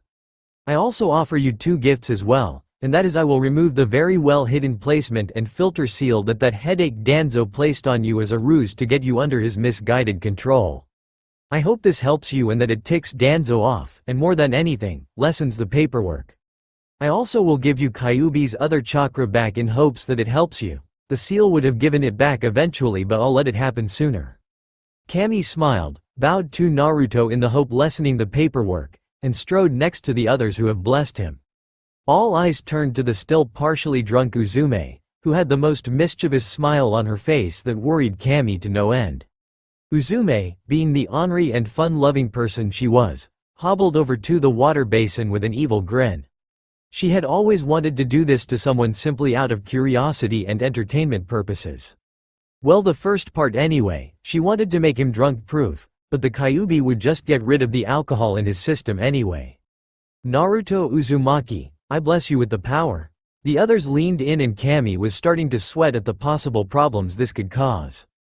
Uzume was looking like she was thinking long and hard, but inside she was laughing and thinking how much fun this was going to be. Like your mother before you, you will be a prank master, and that your whisker marks and when you rub them and start purring will be passed down to your kids, despite the fact you yourself don't know this can happen to you yet. And she finished with a laugh. The other 4 face-palmed, all the while Kami was sighing inside. Knowing her, that could have been worse, and the problems it could have caused, oh, the horror, but at least she didn't do something too bad, I think. Kami thought long and hard, just hoping that blessing alone wouldn't cause her major problems. After the blessing, Uzume steered the conversation to what kind of favors the 5 could ask from Fujin and Sujin for saving the last descendant of their 2 family clans and possibly expanding it in the future with their blessings. During that rather entertaining hypothetical conversation, Amaterasu found them and she started berating Kami for irresponsible behavior. She was quickly silenced and red-faced by Uzume when she whispered something in her ear and left rather quickly, making the other women both curious at what Uzume refused to tell them what she said, and a good round of laughter at the poor deity's plight. All the while young Naruto Uzumaki was having an increase in red chakra surrounding him. A minute before Kami finished her blessing, the Kyuubi no Yuko, the great 9-tailed demon fox, the lord of all demons of the realm, was having a bad day. No, let's rephrase that. The great demon fox was having a shittiest, worst day that he can plainly recall since being sealed into a human gaki by the Yondaime Hokage 6 decrepit years ago, and that's saying something since it's forced to live in a sewer. Now the fox had no love for its container, but sympathy, yes, and plenty of it. If the fox wasn't sleeping in the dreary sewer, it was looking at the boy's memories. It started out as something to do to pass the endless stream of boredom the fox felt. However, it soon turned to curiosity and sometimes rage. Rage for the fact that people were calling its container, warden, and ultimate jailer as the demon, or Kyuubi, and confusing him with the Gaki, and sympathetic rage for how people treated its container. For even a demon wouldn't treat a kid like that, but also curiosity. Its container didn't hold an ounce of animosity towards any of the village for it. Instead, its container seemed to want to prove all of them wrong and do the best that he can to placate the wrong that they felt he did. And the fox had to admit with grudging respect that the boy was good at hiding. This drove the fox to study its container and keep an eye on him. Although there was a second reason as well. The fox loathed admitting it, but its survival rested on the tiny shoulders of the blonde-haired child. Every once in a while, some villagers, and occasionally some ninja would hurt the boy in some way, shape, or form. Some really bad but normally nothing terrible despite the occasional broken bone, or a short beating, and that was nothing the fox couldn't help with. Even with the boy's kami-forsaken seal keeping him in, he found he was at least allowed to indirectly protect himself from harm. However, now the great demon fox was pumping chakra into the boy for dear life, wondering if the kid could hold long enough for his grandfather figure or someone else to come save them both, or they would surely die this night. Come on Gaki, I don't think you can hear me, but for the love Kami hold on. You don't want to die in front of your potential mates, do you? The fox tried to encourage. Shit, what a way for us to go, it's not even his fall. The fox's attention went to the two seals as it was starting to glow, and it felt it old chakra that he would never feel again return. The fox had practically memorized both seals of his cage, from being in here so long, but even he never saw them glow. The second seal completely disappeared in tatters, to the surprise and slight curious glee of the fox. Then he noticed that the 4 small circles near the right upper corner of the original seal start to turn and felt his chakra spike. Plus his chakra started to flow more evenly and better through the seal, and with more chakra now to his still curious glee, he started pumping it like crazy. Then he felt his old chakra return, much to the fox's joy and curiosity, but he decided to dwell on that later. Mused the fox in slight admiration. I don't know how, but the human's annoying first seal is destroyed. Now I can pump him with more chakra, and if that one spinning circle is what I think it is, we may make it yet. Yelled the fox in glee in his head, as he started repairing his container. Naruto Uzumaki. I feel that human's grandfather figure and several other familiar signatures approaching. Should I interfere with what I believe is about to happen, or do I wait and see where this goes? Thought the fox. Honest curiosity as well as years of imprisonment of boredom in a sewer finally overrode the fox's survival instinct. I can now always pump enough chakra to stabilize him, so fuck it to hell and let's see where this goes, laughed the fox in his head. If only he knew how destiny changed drastically by this simple decision the fox made, and by the 5 deities above. I wish I could see their faces, but it looks like we're heading for the unknown, thought the fox with a mischievous gleam in his eyes, before it started laughing loudly. When the Hokage and his group came to the rooftop overlooking the scene, Sarutobi wasted no time. Cat, dog, head to the entrance of the alley, don't let anyone in or out. Hiyashi, you're with me. They all nodded, and were all leaking massive amounts of killing intent. Everyone jumped to their stations while the Hokage and Hiyashi jumped down in front of the group, who had started to back away some when Naruto had started heavily leaking out the fox's orangish-red chakra. The mob started getting more frightened when they saw the Hokage, but before they could say anything the Hokage addressed them. You all should be ashamed of yourselves, hurting innocent children who did absolutely nothing to you, he berated angrily and fiercely. This seemed to get the mob going again. Why, Hokage-sama, do you protect the fox that murdered so many? Yelled a very large man with thick sideburns. There were a lot of calls for agreement on that. The fox killed my brother, yelled one of the civilians in the back.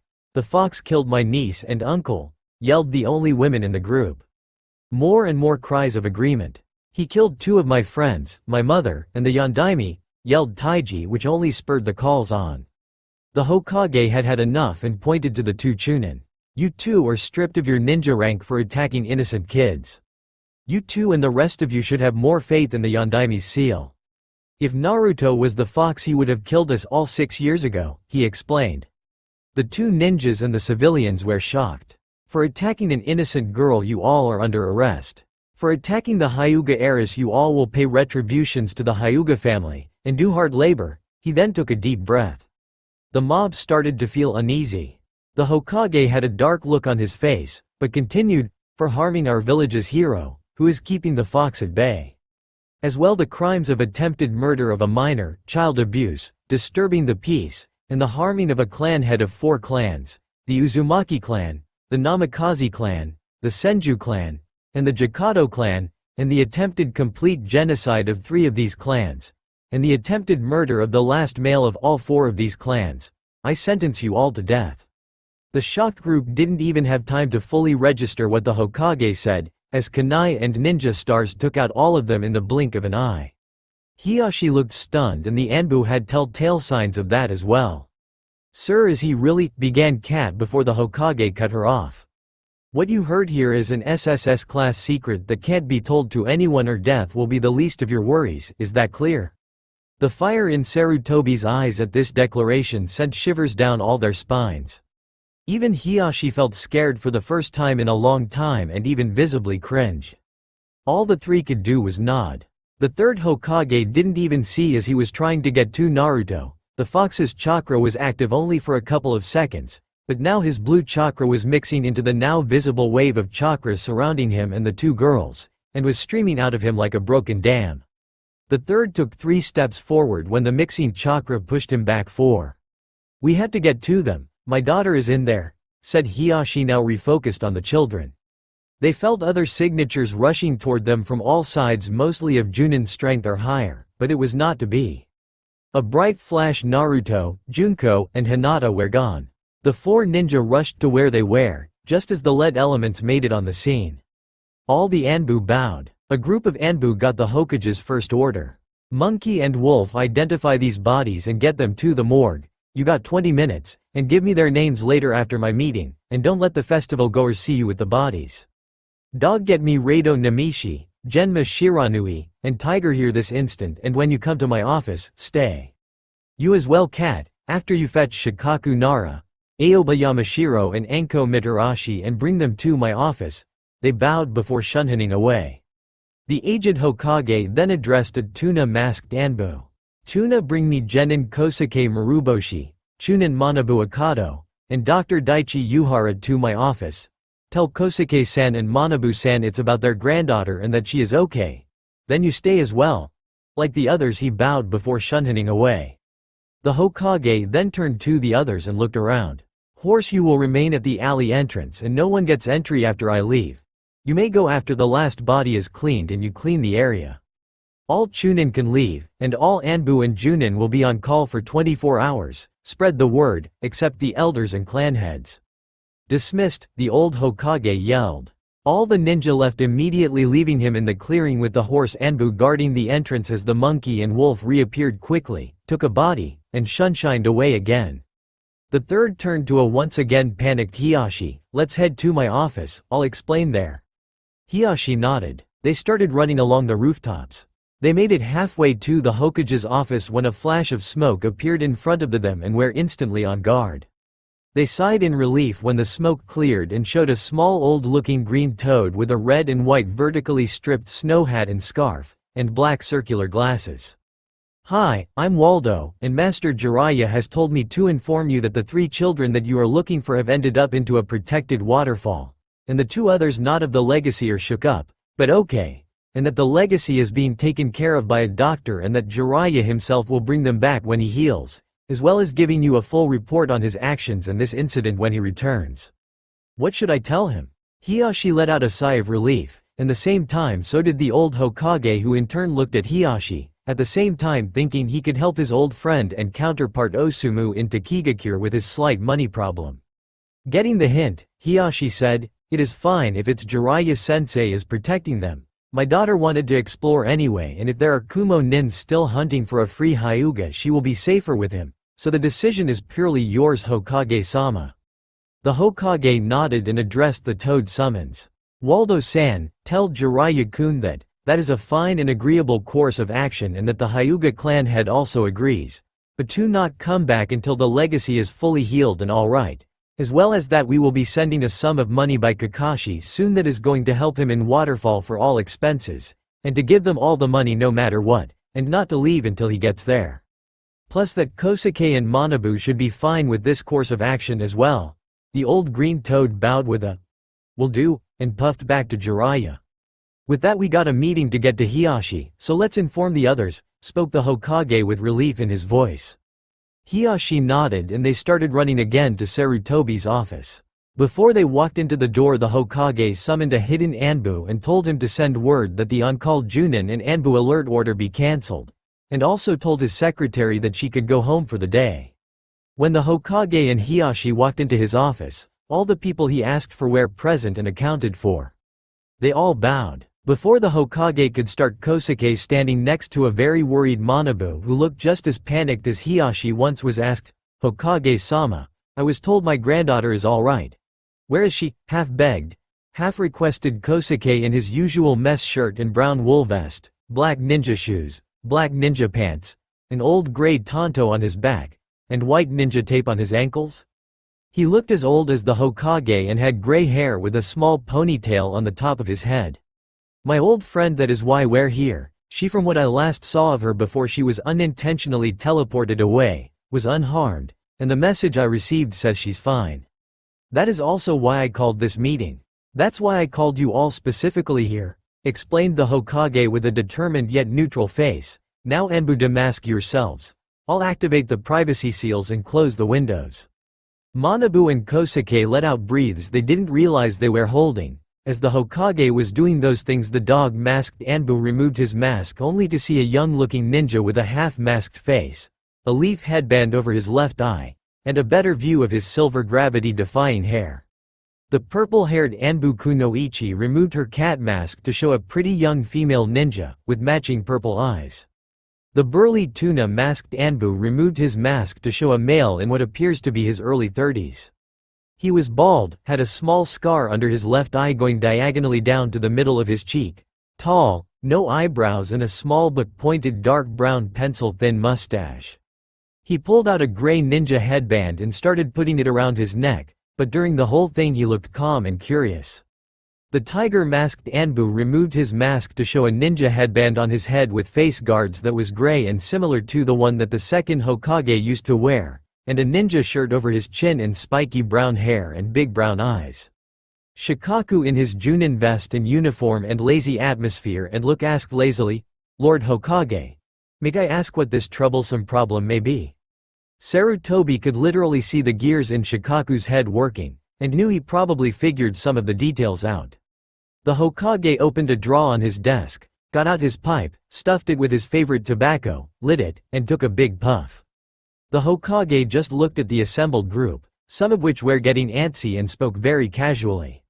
"What I'm about to tell you all is between an A rank and a SSS rank village secret.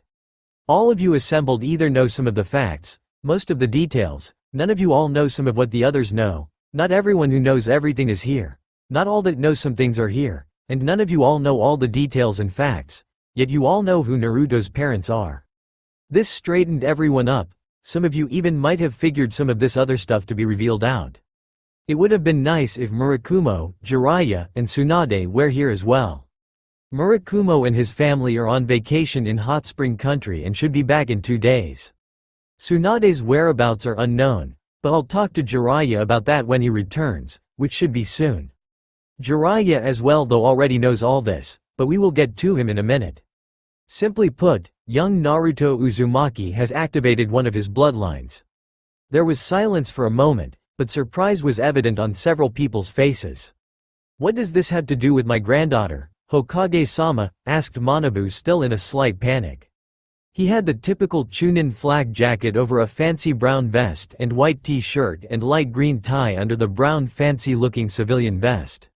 He also had small circular glasses with no earpieces, and shaggy, thick brown hair, and a medium-long brown mustache that ever so slightly went off his face.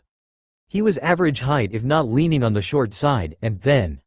His leaf headband was over his forehead, but the leaf symbol part was over the right side of his head, and he looked to be in his early or middle 40s. Sarutobi sighed. "I think it would be better to show you all and then I'll answer questions, and explain fully what is going on." He then motioned everyone to the crystal ball which was still on his desk, and activated it, showing what was last seen on it. The killing intent flooding the office would have killed any civilian, and Kosuke and Manabu were giving off more than anyone else. Even after already witnessing it before, the Hokage, Hiyashi, and the damasked dog and cat masked Anbu still let some release. Good thing that there was an anti-killing release seal mixed into the privacy seals so no one felt it outside the office. After things quieted down, and people got their bearings, the Hokage spoke first. The crowd was condemned to death by me, and Jiraiya sent a toad to me on my way here with Hiyashi. Simply put, he was apparently doing some business in Takigakure, and sent a cryptic message that we easily understood. It stated that Hinata and your granddaughter Junko, Kosuke and Manabu are just a little shaken but okay, and that Naruto is in stable condition. There were many sighs of relief at that. Hiyashi and I informed the summons that delivered the message that they could stay there until Naruto was okay to travel and that Jiraiya himself would bring them back while the village would pay for any fees that might occur. Is this acceptable to you, Kosuke-san and Manabu-san? Manabu was hunched over in pure relief and simply nodded. I'll explain this to my daughter Eri so she doesn't have a panic attack. While Kosuke nodded in agreement and the Hokage nodded then in understanding. Shikaku then asked a question that had been bugging him. Hokage, I can tell this is going to be really troublesome, but you said one of his bloodlines. What did you mean? Then the Hokage straightened himself out, and got his business face on, and went into his professor of all shinobi look, and continued. To answer Shikaku's question, I will also explain what I meant by some of you knowing some and none of you knowing all, and the red and black taped secrets of some of this. However, as some of the most trusted and best qualified ninjas in Konoha, I must ask you to take an oath to never reveal what I'm about to tell you unless I, Naruto, or Jiraiya give you permission. Can you swear this oath of silence? No hesitation was needed as all the gathered ninjas said, Hi, Lord Hokage. Sarutobi just sighed and started rubbing his temples before continuing. First, I would like as little interrupting as possible until I finish, and to say that Jiraiya and I are the only one besides you very soon who knows the full story. Tsunade will be informed, and this will hopefully convince her that all is not lost and to return to the village. Knowing her, she'll come. First, what you know of Naruto's heritage is not all of it. Yes, Naruto is the last Namikaze and is the son of Kushina and Minato. However, Minato grew up in an orphanage, for he couldn't yet claim his birthright in his house for he wasn't 15 yet or graduated the ninja academy and became a full-fledged ninja like our laws dictate. Though when he did, he started some research into his family outside the Namikaze clan. I told him what I know about his father and mother, but even I was shocked by the results, as well as Kushina's revelations on her ancestry when Minato told me his. This happened 3 nights before Kushina gave birth. Kushina was sent to us on the eve of Konoha's greatest shame. That being Konoha not making it in time of our greatest ally, Uzumaki, in which she is the only known survivor from. Uzu was always known for the Uzumaki clan, however there were 2 other clans that were smaller than the Uzumaki, just as famous, and also wiped out. The rivals of the Uzumaki, known as the Jakado clan, which settled in Uzu a few years after its founding, and were the holders of the water shaper bloodline that allowed them to shape water easily. Really, it was an advanced water affinity that they all seemed to have naturally as part of the bloodline, and plainly the command of such water. The Uzumaki were known for their fuinjutsu, in which they were the grand masters of that art, as the Jakado clan were masters of the water arts. A friendly rivalry sprang up that became heated and then turned sour as the Uzumaki who lived long lives became mostly the champion of. One day, about 39 years before Konoha was formed, a very small nomadic clan of samurai falling on hard times called the Yamafuji clan, was almost overwhelmingly attacked by bandits. They were saved swiftly by the Azukage of Uzumaki and the first Azukage Haruhiro Uzumaki, who with others of his clan stumbled upon the fight as it started while on a mission to kill or capture the bandits by the daimyo of what we know as Wave Country. Neither the Yamafuji nor the Uzumaki had a single causality. The Yamafuji, which is the only known samurai clan to have women in its ranks and were really a samurai and ninja hybrid clan. Noting that fact and their ragged and desperate state, Haruhiro offered to let them set up a clan in Uzu, land, and money to get back on their feet. Yori Yamafuji, the clan head at the time as well as the other members of the clan were so thankful for the offer and saving their lives in the surprise attack, that they stubbornly offered to become the Uzumaki clan bodyguards as an eternal thanks for what they did. At this point the Sarutobi laughed before continuing in mirth. The Uzumaki were also very stubborn and didn't want the extra protection and explained that they were a bigger clan than the Yamafuji could protect. Still not giving up on their honor, they explained. They re-proposed to the Uzumaki that they would in turn just protect Haruhiro, who despite being the Azuchage was also the clan head of the Uzumaki and part of the main family as well as the daimyo, and simply be bodyguards to the main family of the Uzumaki. Finally the Uzumaki relented but said on the chance that they start only after the Yamafuji finish settling into Uzu, in which the Yamafuji agreed. The Hokage took a breath and continued noticing his shocked audience in detail for the first time. He figured Shikaku had pretty much figured out what was what so far to a main degree, with Kosuke and Genma not far behind. Nonetheless he continued, as you all can imagine the Jikado clan was not happy that the main house of the Uzumaki clan had a different clan of bodyguards. There was no sign of a civil war, but the small island country definitely hit a rough patch. The Jikado clan's clan head Denjiro, who was an elderly man, decided to fix things with a proposal. He was very sly and knew that Haruhiro's grandson Toshiya and his daughter Hisako, a main family Jikado member, were seeing each other in private and did not like the way things were going in the country with the rough patch. So he decided to offer his daughter with the agreement of her and Toshiya to combine the families, and with accordance with Yori Yamafuji. If the main two families were united and swore an oath of non-aggression and pure peace, then the now re-strengthened Yamafuji clan would be honored to protect both main families. All clan members of all three clans accepted and Hisako and Toshiya were married happily. The families became really close and started a game and party night every 4 months with all three clans can attend. Peace on the island nation reigned then on for years, and after Toshiya's uncle Heiji retired as the second Azuchage, and Toshiya himself took up the title, Hisako gave birth to a girl named Kushina. The whole island celebrated and a few more years passed, and peace continued to bloom, until they were attacked by the combined forces of Iwa, Kumo, and Omegakure. We first got word of their plight when a young male samurai lieutenant from the Yamafuji named Ishio came bearing a letter of help. We tried to talk him into staying but he wouldn't listen. He said he was honor-bound to go back. Not long after that Kushina came with all three clans' scrolls, important documents, list of all Uzu Shiogakure residents and ninja, and all three clans' entire wealth, and the 4 sacred weapons of Uzu Shiogakure, a plea for help, and some personal documents and letters, and instructions on the wealth. We were going to help them when the next day Iwa and Kumo attacked Fire Country and we were forced to turn them back and watch Kiri's border as they sent random attacks toward everyone. As far as we know, only Kushina was the only survivor of Uzu Shiogakure. She was literally the princess of Uzu by Uzu Shiogakure's laws, and was the last of 2 clans.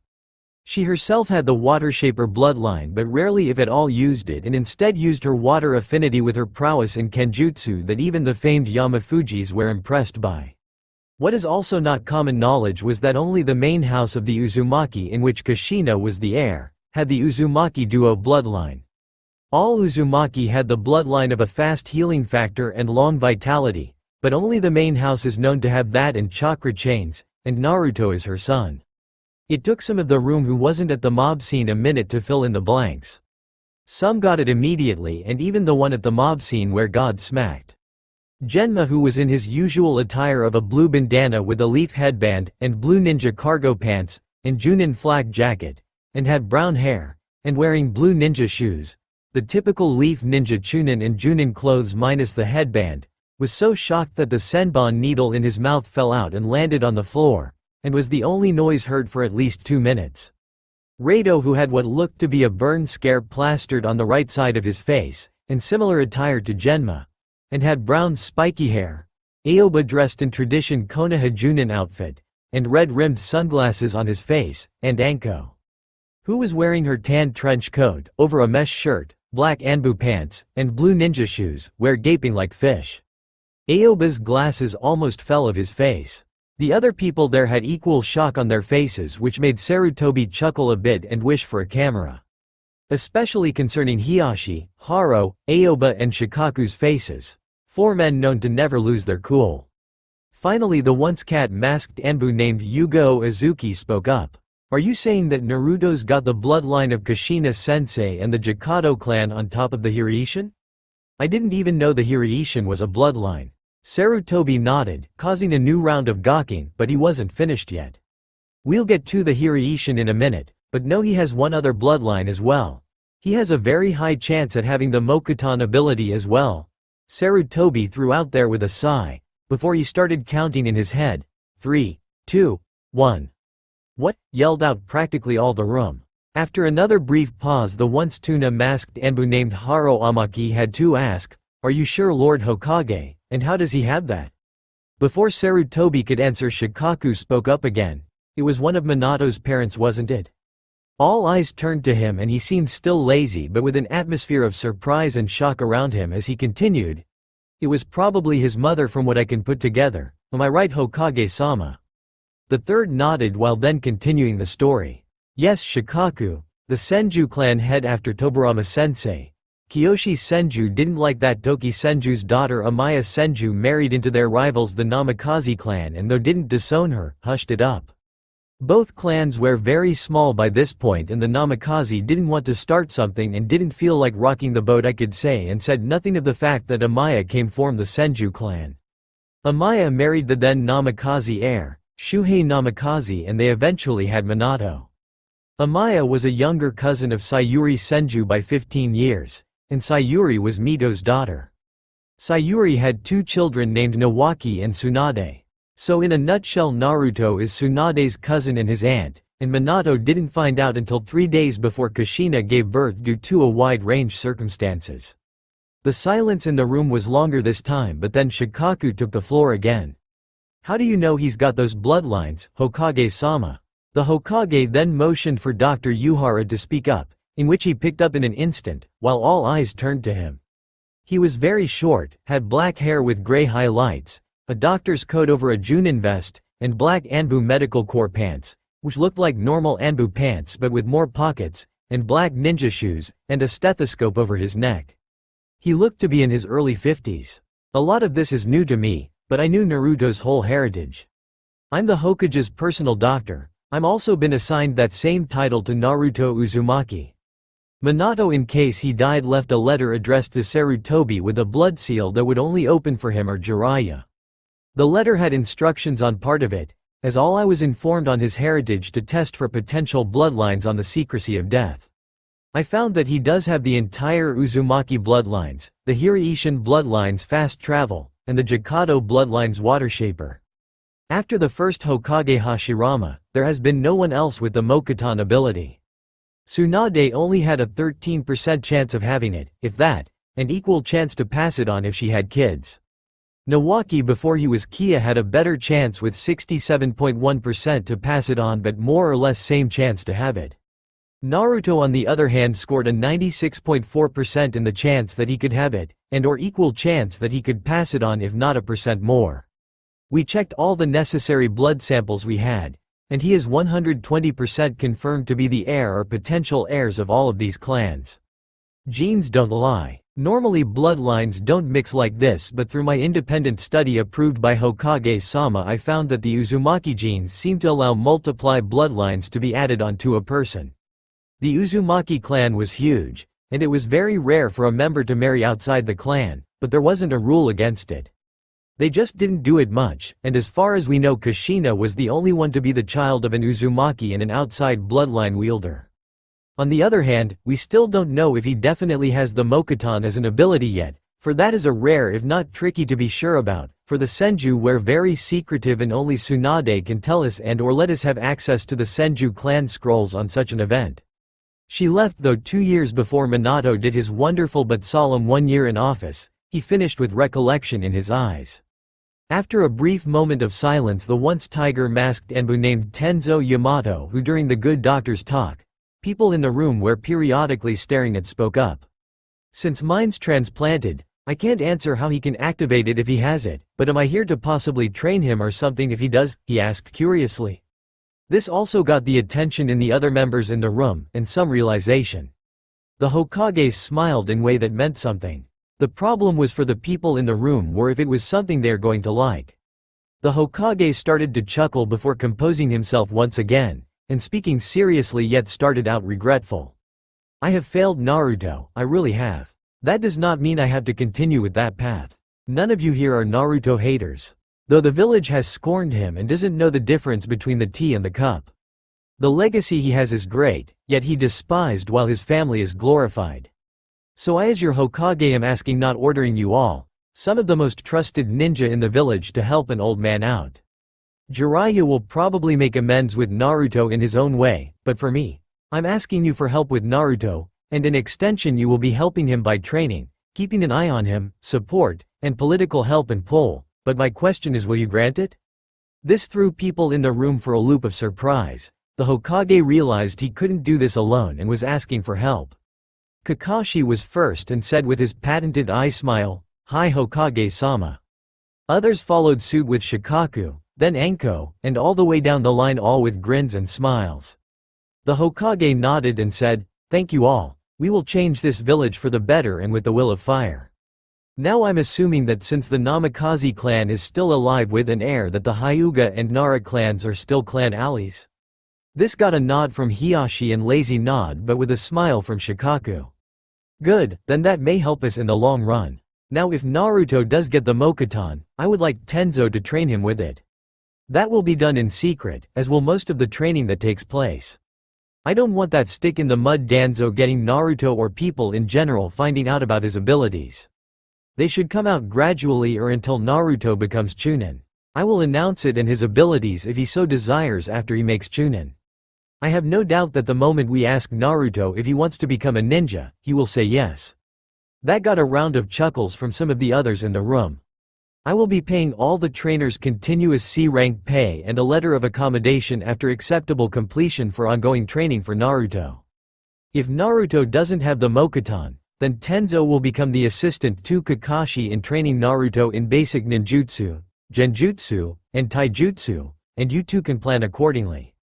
Also Yugo, if you would be so kind to teach him a weapon if he wants, that would be great as well. I do have his family's sword. The three nodded, while Yugo looked the happiest the Hokage or anybody has ever seen, and then Sarutobi turned to Haro. Haro, I would like you to teach him Fuinjutsu, as the Anbu Fuinjutsu specialist, and ex-commander of the Konoha Bearer Corps. He doesn't seem to have a lot of patience, but both his parents were Fuinjutsu masters and it is in his blood, and so at pretty high odds that he has skill in it. You will also be working with Kakashi and Jiraiya on that. Anko, you will eventually teach him survival skills and traps, assassination, and anything you deemed fit for him since you're the best at those fields. You also could eventually help Tenzo and Kakashi with basics and fitness. He got two nods and an evil smirk that was not missed by anyone, though no one, not even the Hokage, wanted to comment on. Now for Aoba, Rado, and Genma. I know you are the only ones left in Konoha who know a duplicate form of the Hiraishin. Most people don't realize that the Hiraishin is a bloodline. Hell, I'd eat my hat that no one in Iwa even knows that. If I recall correctly, it takes two of you, since you don't have the bloodline, to move one of you and all three of you to move a person or object long distances. The Hiraishin works as a bloodline, as a space-time ninjutsu first found in Minato's grandfather Junichi. It works like a teleportation, but you three and the fourth found a way around that to let you guys use it, am I right? And explain the rest please, if you can. They nodded to each other before Rado spoke. The fourth told us not to say anything about it unless it was in your company, and it was about Naruto, but I think these are unique circumstances and he probably wouldn't mind. What Genma, I, and Aoba use is an artificial form of the Hiraishin. You could say reverse engineered. It's not a true Hiraishin and it takes two or three of us depending on the situation. The fourth found it acceptable to teach Genma and me this so that we could help him in battle and for protection and fast travel to his location and similar ideas. He taught us a well-guarded seal that destroys itself when we are done with it. It's more of a teleportation jutsu with a yellow flash. Genma here feeds me chakra and I add his and some of mine into the seal that the fourth taught us to make, and it teleports me to the location of a sister seal to the one we have. From point A to point B, pure teleportation. The yellow flash was added to the seal by the fourth so no one would guess it's a bloodline. That's also why he had weird kunai. The kunai also stuck to the ground better and had better hand-to-hand capabilities than traditional kunai. He told us that his father and grandfather couldn't master the bloodline, so no one but his clan really knew it was one. People assumed it was a jutsu of great proportions. Minato made this seal purely so he could get anywhere, especially places that he can't see. Genma took it form there, now with another senbon needle in his mouth. Not seeing something is the flaw with the bloodline, so you have to add your blood to the seal to get it to work. Blood seals are more powerful than ink, and that really helps. It sends an unbreakable and invisible chakra feedback to the person who activated the seal, even if they themselves didn't throw the seal. The reason it takes two of us is because one person has to hold point A while the other heads to point B. The fourth explained to us that it was a bloodline simply because the Hiraishin messes with that person's chakra to tear open a space between spaces and teleport to that point that they sense even if they can see it. It literally opens up the space-time barrier, but you can't go back in time. The fast travel bloodline also makes that person point A, so it doesn't need to have a second person to help you. Minato-sama told us that there will most likely always need a seal to help you navigate the space-time barrier, but a true master of the bloodline could transport to the places that he or she knows best without the seal. Also, being fast helps to transport people or things outside of us, since we three were the only ones that had that ability added to the seals. All three of us have to hold onto ourselves around that person or object and put the seal on them and direct them to the other seal. It's teleportation at its finest, but only used in emergencies since most of the seals are gone and it takes a lot of chakra. After he finished, there was a look of awe on everyone's faces. No wonder no one was as good as you at it, Minato, or besides these three have ever truly mastered it, the Hokage thought. Then he turned to the still awed and thinking group and addressed them. For the record, that explanation is most likely written down to similar effect in the Namikaze clan scroll, so that is private. I would like you all to understand that. Now Kakashi, you will at some point in time need to put Naruto's speed up at some point as a priority, and Genma, Aoba, and Rado will teach Naruto the Hiraishin when the time comes. They all nodded while Genma, Aoba, and Rado looked really pleased.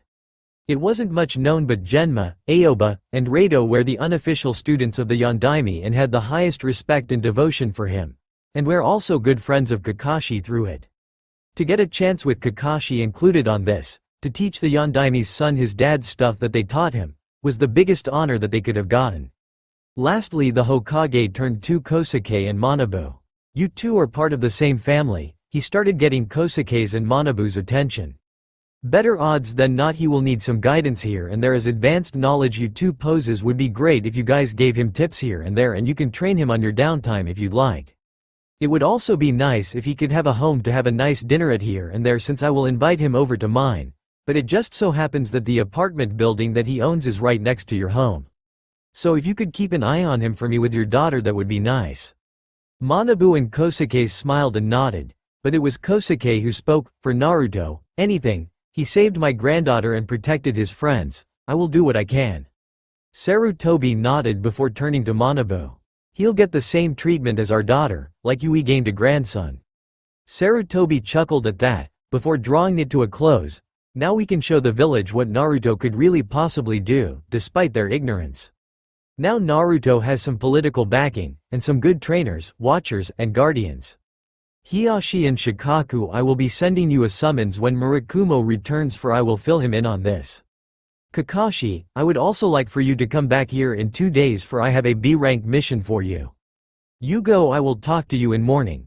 Be here please at 10 AM. I'll send you all memos when it's time for your teaching sessions, that as long as it won't kill him and isn't too lax, you're free to do at your discretion. Now it's late and he stopped when he noticed Hiyashi had his hand up and was white as a sheet. Yes, Hiyashi-san, what can I do for you? Asked the aged Hokage, gently trying to figure out what this was about and why he had his hand up, since he figured he covered all the bases.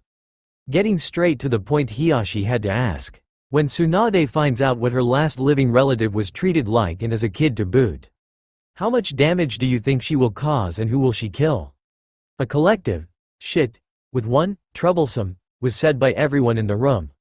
Sarutobi, after calming everyone down, assuring Kosuke, Manabu, and Hiyashi that they would be the first to get information on their daughter and granddaughter respectfully, and making a mental note to look into the main village's insurance information, told them all to go home, to take the night off, and or enjoy the festival.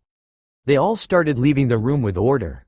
Not before Shikaku asked who would like a drink after that story, in which Kakashi, Reito, Genma, Haro, Aoba, Dr. Yuhara, and Tenzo agreed. Yugo and Anko left to find their friends Kurenai, Hana, and Hayate, with Kosuke and Manabu going home to talk to their daughter-in-law, and Hiyashi talking to his wife and brother, leaving a flustered Sarutobi left in the room. Sighing with the thought, that went better than expected, now to keep Danzo and the council on the down low. He then put his crystal ball away and left for the original quiet evening he was hoping for, and thinking about a good night's sleep. All the while in Takigakure, things were happening. Due to Naruto having physical contact with Junko and Hinata, they were transported with Naruto to his unattended destination, and it took Naruto around 5 seconds to get to that unknown destination. He lay in the corner of a large room with a single dimmed light over a plain warroom-styled table with a dozen brown leather chairs in the center. All in all, it looked pretty plain. Naruto himself was lying on the floor on his stomach with blood pooling. Junko was lying to his right, and Hinata to his left on their stomachs as well, and were stirring, but Hinata got up first. The first conscious thoughts that Junko had when she got up was wondering where she was, then seeing a large pool of blood and Hinata crying and shaking someone with bright yellow hair. Then shock before all her memories came flying back to her, and tears started forming in her own eyes. Rushing over to their sides, she immediately tried to put pressure on Naruto's major stomach wounds, but the two kunai were still deeply embedded. Hinata reached over to take them out, but her hand was immediately slapped away by Junko. "Don't, Hinata, if you take those out it could kill him," explained a now crying Junko to a stunned Hinata. "My mom works as a nurse at Konoha's hospital. She taught me some first aid." She explained that objects like the kunai, they're embedded too deep to just yank out. "We need to stop the bleeding." Through her tears and after taking off and tearing up parts of her brown vest, she's starting to put pressure on parts of the wounds. She calmed Hinata down from her near panic attack a little and got her to help. She instructed Hinata to rip off her Yakuta's sleeves and instructed her to add pressure to another bad wound. Junko stopped crying with a look of determination in her eyes. She liked to read her mom's study books, since her mom was trying to become a doctor. But even she was surprised to see some of the minor wounds and parts of some of the major ones start or fully close, knowing that wasn't possible at the rate it was going.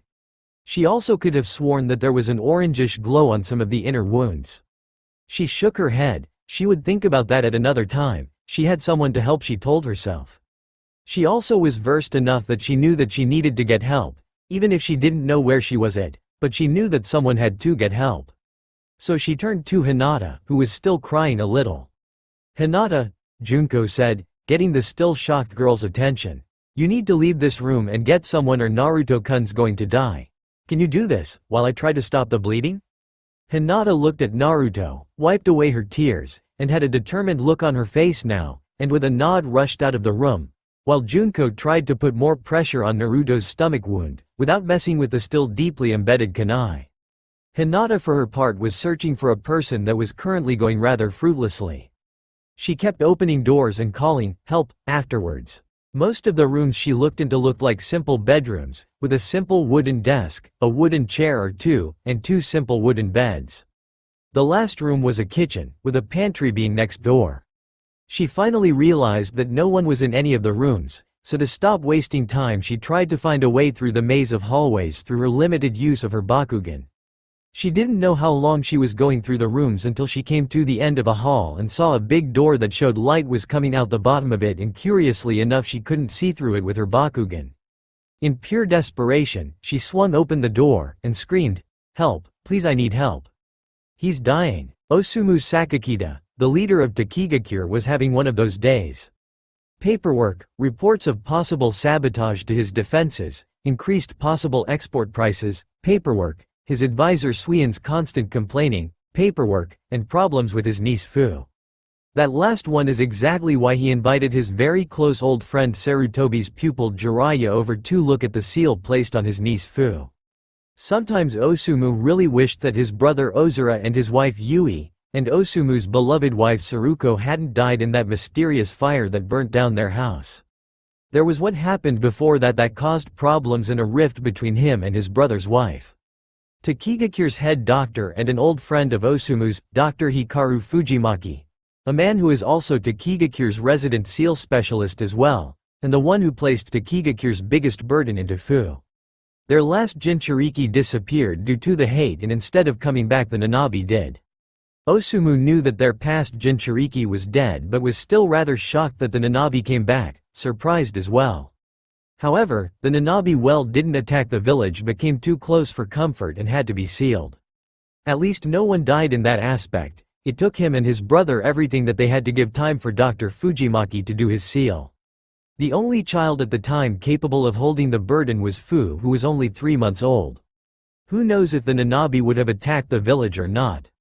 Now they were going to have a meeting between himself, Dr. Fujimaki, Fu, and Jiraiya to see if the seal needs work or is stable. Hikaru was proud of his work despite being Taki's head medical ninja. And although not exactly a seal master, was close enough to one.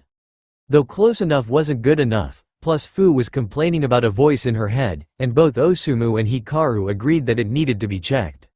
So finally getting in touch with Jiraiya, they asked for him to check Fu's specific Jinchuriki seal.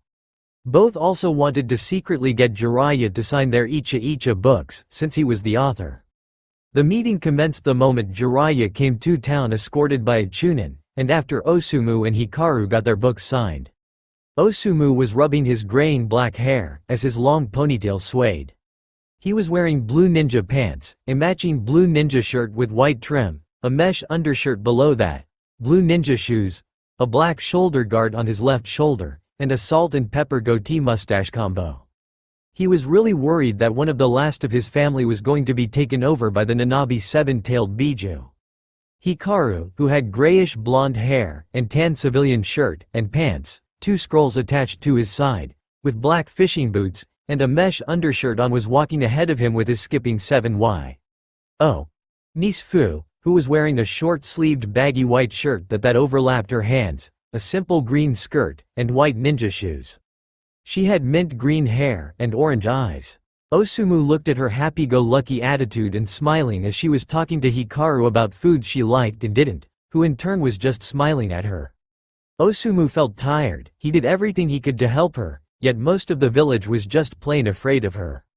They flat out ignored her and walked cautiously around her. She had no one to talk to except him, Shibuki, and Hikaru. He understood their fear, but it didn't mean he had to like it and the treatment she received.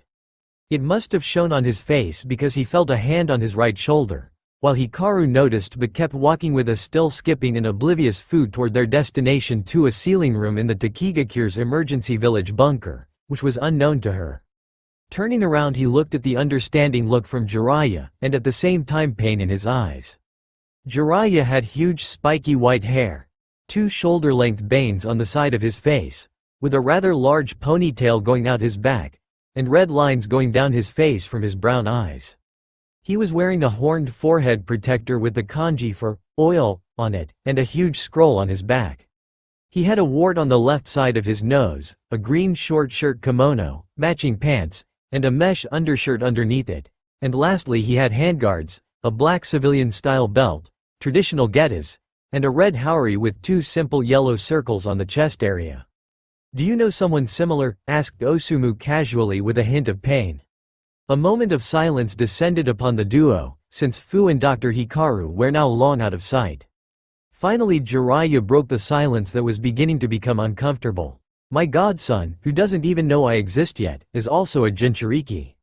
Sensei told me that you know the details, since you worked close to Minato as well. I sent Sarutobi Sensei a letter saying I was going to take over my duties as godfather when I get back later this month, and that we'll talk about it. Naruto shares the same problem Fu does, and from what I hear his situation is worse." Osumu flinched, and didn't even want to think about it. "Jiraiya," Osumu started, "I still can't believe that such a legacy is being treated as such, and in what way? Ignorance seems to hold too much sway these days, and that is pathetic." Jiraiya nodded. "Those reports, Osumu, are what convinced me to do what I should have done all along. I will take care of Naruto, and face my grief," Jiraiya finished rather solemnly. Osumu nodded, but Jiraiya wasn't done. "You're not the only one of those that Sensei confides in and has absolute trust in. For what it's worth, you're not the only person who has made mistakes and has regrets. Do what you can now for what counts, or we are no different than that pathetic ignorance." He then walked past Osumu, who stopped walking stunned. Jiraiya only took a couple of steps forward when he heard laughing behind him, and he stopped to look behind him in slight surprise. Osumu for his part was bending forward laughing. After a moment of calming himself down, he started walking toward Jiraiya and said, "Life is never simple, but overthinking things doesn't seem to help much either." Jiraiya chuckled, and just as Osumu walked beside him, they both started walking toward the ceiling room. It took them a minute to get there. They opened the door to see Fu still talking energetically to Dr. Fujimaki while kicking up and down her legs, one after the other, while sitting on a flat oval stone built into the floor. Dr. Hikaru, for his part, was smiling and was enjoying his time with his favorite patient. The oval stone in the center, which was used for ceiling, was the only thing in the room besides another door on the other side of the room matching the one that Osumu and Jiraiya came from. Closing the door behind them, and before Osumu or Jiraiya could say anything, the other door flung open in a rather swift way and bouncing off the wall a little. Everyone looked surprised, and everyone, but Fu, recognized the little girl as a Hyuga. Though Fu tilted her head with her pointer finger on her month, and said, "Help, please, I need help. He's dying." Hinata then saw that there was indeed people who for her part looked important, if only she knew, and quickly added, "He needs a doctor. Please save my friend," before she started crying again. Acting quickly with the call for help and the word, "dying," Dr. Fujimaki quickly rushed to Hinata's side, with Jiraiya and Osumu a second behind. Putting his hands on Hinata's shoulders as he kneeled down to look at her and to try to calm her down. "Calm down, little one, now tell me who's hurt and where they are," he asked calmly and with a smile. Brushing a tear from one of her eyes, Hinata spoke, "My friend Naruto-kun is bleeding to death in a room somewhere down one of those halls. Please save him." The doctor had a calm expression on his face but saw the weird expression on Osumu's face when this Hyuga said, "Naruto-kun," and grew suspicious with that, and when Jiraiya immediately ran down the hall before the young Hyuga even finished. "Alright, what's your name and is there anyone else with him?" asked Hikaru kindly. "I'm Hinata Hyuga and our friend Junko is with him," she said. The doctor looked the young Hyuga in the eyes. "It's going to be alright, Hinata-chan, we'll patch your friend up. Just show me where he is, okay?" Hinata nodded and with new determination directed them to where she remembered the room to be. Though going rather swiftly, they only made about halfway when they saw an angry Jiraiya carrying a young boy with blonde hair covered in what the doctor recognized as life-threatening lacerations, probable fractures, burns, and who knows what. Fu looked shocked and was speechless, while Osumu looked mortified. How could people do something like this to a child, and his child no less? Could this happen to Fu in the future? Osumu thought, sickened. Jiraiya turned Naruto over to the doctor. One very closer look at Naruto. He saw the wounds closing a little like Junko beforehand, but the blood loss was too terrible already and he needed immediate surgery. They all didn't immediately notice Junko quietly sobbing behind Jiraiya. "There's a fully stocked hospital a few halls down, I'll take him there immediately." Then he and Naruto fully sunshined away. Osumu did a hand sign and said, "Shadow clone jutsu," and an identical clone of himself appeared. Turning to it, he said, "Tell Suin and Shibuki that I will not be home tonight, and will be back sometime in a week, and that we will have guests, and that I am fine, but doing something important." The clone saluted and then sunshined away. Out of the corner of his eye he noticed Fu still shocked but trying to comfort the other girls, while none of them noticed Jiraiya dismissing a frog with red and white striped clothing, but Osumu. Osumu gave a look to Jiraiya, nodded, opened a door to a bedroom to his left, and then addressed Fu with a kind smile. "Fu-chan, let's look for clothes for these girls, and why don't we go to the kitchen a hall down and fix some food for our unexpected guests, and you can show me how much you've improved, okay?" Fu looked thoughtful for a second, and then looked at the girls her age, and back to Osumu with a nod and a smile. Holding out his hand, Osumu took Fu's hand and started a debate with her on what they should cook. Jiraiya watched them till they went around the corner, and then looked at who was left. Both girls that he mused couldn't be more than 5 or 6 were looking at him with sad eyes. He swore to himself that when he gets back home there will be hell to pay. Just then the head messenger frog Waldo reappeared, causing both girls to jump in shock. "Jiraiya-sama," He bowed and said sarcastically. Jiraiya hated this. He didn't like being addressed with such honorifics, unless it was a gorgeous woman, and he knew Waldo was doing this purposely, since he's asked this toad like 1,000 times to stop calling him Sama sarcastically, yet he doesn't. A small smile graced the toad's face before finishing his report, but noticed the two girls and carefully relayed the message back by whispering to Jiraiya. Hokage-sama agreed with everything you said, but to bring Naruto back when he was fine and healed. Kakashi will be here soon with money for Takigakure for any and all expenses and to give them all the money, no matter what. The Hyuga patriarch was with him at the time and said his daughter was fine staying here, as well as that Hokage-sama will talk to some guys named Kosuke and Manabu and that they should be fine with this decision. Well, that's my message. Call me when you need me, Jiraiya-sama. Then Waldo puffed away. That last part started getting Jiraiya to sweat to the point of completely ignoring the sarcastic toad's ending comment. Excuse me, is your grandfathers named Kosuke Maruboshi and Manabu Akado? He asked while staring at Junko. Not seeing Jiraiya start to sweat, she nodded happily. Yes, Kosuke and Manabu are my Jijis and my name is Junko Maruboshi. Jiraiya inwardly groaned. The last time he got caught peeping in Konoha, he did it when Manabu's daughter Eri was taking a bath. Next, too long ago when he peeped on Tsunade, it was his only other time he came close to death for peeping. He still had nightmares, and is still wondering how she threw his telescope so fast, and hit him so hard when she wasn't even a ninja. If that didn't happen, he would have made it scotch-free and he'd had to replace his favorite telescope too, while also staying in the hospital for 2 weeks for most of the injuries she by herself delivered. Kosuke and Manabu weren't even that mad sating that he got luckier than the last ones. Now he had one of his worst nightmares, his worst nightmare being Eri and Tsunade chasing and then beating him. Daughter and the most likely the Hyuga heiress and another of his ex-student's children as well he had to guard. Great, he had to behave on this trip, but he still needed info, he thought depressingly. Sighing, he turned to each of the girls who looked exhausted, and motioned them into the room that Osumu opened earlier. The room was like some of the ones that Hinata opened earlier. It had a plain wooden desk, 2 beds, and 4 simple wooden chairs. Jiraiya took a seat on one of the chairs while Junko and Hinata sat on the same bed looking like shit. While both were covered in blood, Junko way more than Hinata. For the record, you're in Takigakure and I'm a senior Konoha shinobi. Look, I would like to know what happened from start to finish, while we're waiting for some food and clothes. Both girls looked surprised, but Junko didn't look so sure. How do we know you're not going to hurt Naruto-kun like those others? Junko blurted out. All he was trying to do was help us find our way back to our guardians. He didn't do anything to those ninja who suddenly attacked him. Are you gonna glare at him too? For Kami's sake, he said he was living on the streets? She finished yelling at the top of her lungs and was huffing. Hinata was silently sobbing again. Jiraiya for his part looked shocked and turned pale. He knew it was bad, but him living on the streets. He felt like hell, pure misery for not being there for Naruto all of these years, but that was going to change, and he already had an idea in mind. He just needed Kakashi to get here. Sighing and holding back from punching the wall next to him in frustration to not scare the girls, Jiraiya spoke. Naruto will be fine. That doctor is one of the best that I know, and no harm is going to come to him. No one should treat a kid like that, no matter what. He'll find no harm in my care. I also know that Hiyashi, Manabu, and Kosuke both are fine with you being here, girls. I just want to know what happened. Can you tell me, please?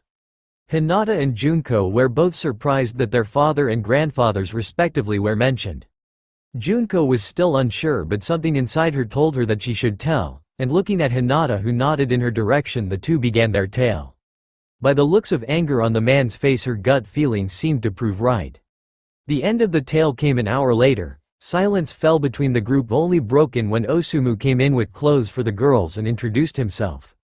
Who then burst out laughing when the girls started bowing when they found out he was the leader of Takigakure.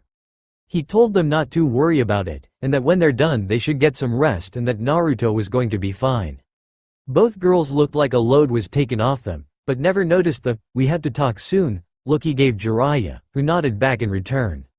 Jiraiya told the girls that Naruto would have his protection when they got back, which put the girls at some ease, and told them that they should get dressed and that he'll wait outside. As he made it to the door, he told them that they should get some sleep and that he would wake them up when the food was ready. Both girls said, "Hi," and Hinata yawned. He then walked outside the room where Osumu was waiting, and followed him in silence until they reached outside the hospital where Hikaru was waiting outside the door for them. "I would like answers, if I could please," asked Hikaru, looking hard at Osumu and Jiraiya. Both men had guarded faces, but weren't expecting his next spot on next question. "That kid is the Kyuubi Jinchuriki and the fourth son, isn't he?" Osumu looked down, and Jiraiya was still for a moment. "What you just said is an S-class secret," Jiraiya proclaimed. Hikaru put his hands up in surrender, and just shook his head. "Hey, I'm not trying to dig for info, it's just I couldn't believe someone from your village would do something like that to this Naruto fellow. Especially since his father was loved by that village if not worshipped like Kami." He finished with a sigh. Jiraiya looked down in shame, and there was quiet for a moment. They are so blinded by the fox that they can't see the similarities. Most of the ninja from what I hear don't even know or seem to have figured it out, yet a ninja from another village gets it in one go. My grief has even made me neglect my godson. Something I hope to recertify soon, spoke Jiraiya in a regretful tone. Slight surprise filled Hikaru's face for a second. Hikaru then hmphed before a smile appeared on his face while folding his arms, before pointing with his left thumb to the room behind him. "You'll be happy to know that your godson is a real piece of work. A lot of doctors lose hope in their patients. This kid would put them in their place. The kid fought like hell and is going to be alright." Osumu sighed in relief, and Jiraiya looked like a burden was taken off him.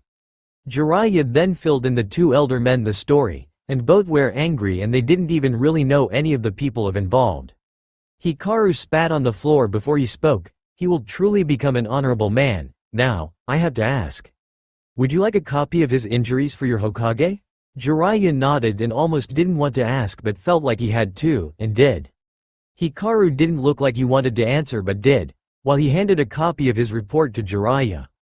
Both the kid's arms were broken multiple places, 4 ribs on the left and 3 on the right, and his right hand was shattered, his spleen was ruptured, his skull was fractured in 2 places, his left thumb was broke, he had no less than 5 ninja star and kunai puncture holes.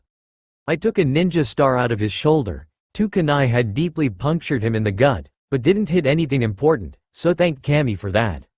He has second-degree burns on about 61% of his body, his right collarbone was fractured, as well as his left leg, foot, and 3 toes. He had a severe concussion, many bruises and cuts, 2 broken toes on his right foot, severe blood loss, malnutrition, and to top it off he's got small traces of E. coli in his system, and early stages of cellulitis on his legs, while his right ankle and leg were also broken. Jiraiya started to silently let out tears as Hikaru was speaking but letting out killing intent by the time it was over, while Osumu tried to calm him down. Hikaru decided that he was going to get to the good news. The good news is that he will be fine with some food and rest, and that none of his injuries are going to be life-threatening. I almost had to do nothing at all, except clean the wounds and take out that ninja star and those 2 kunai.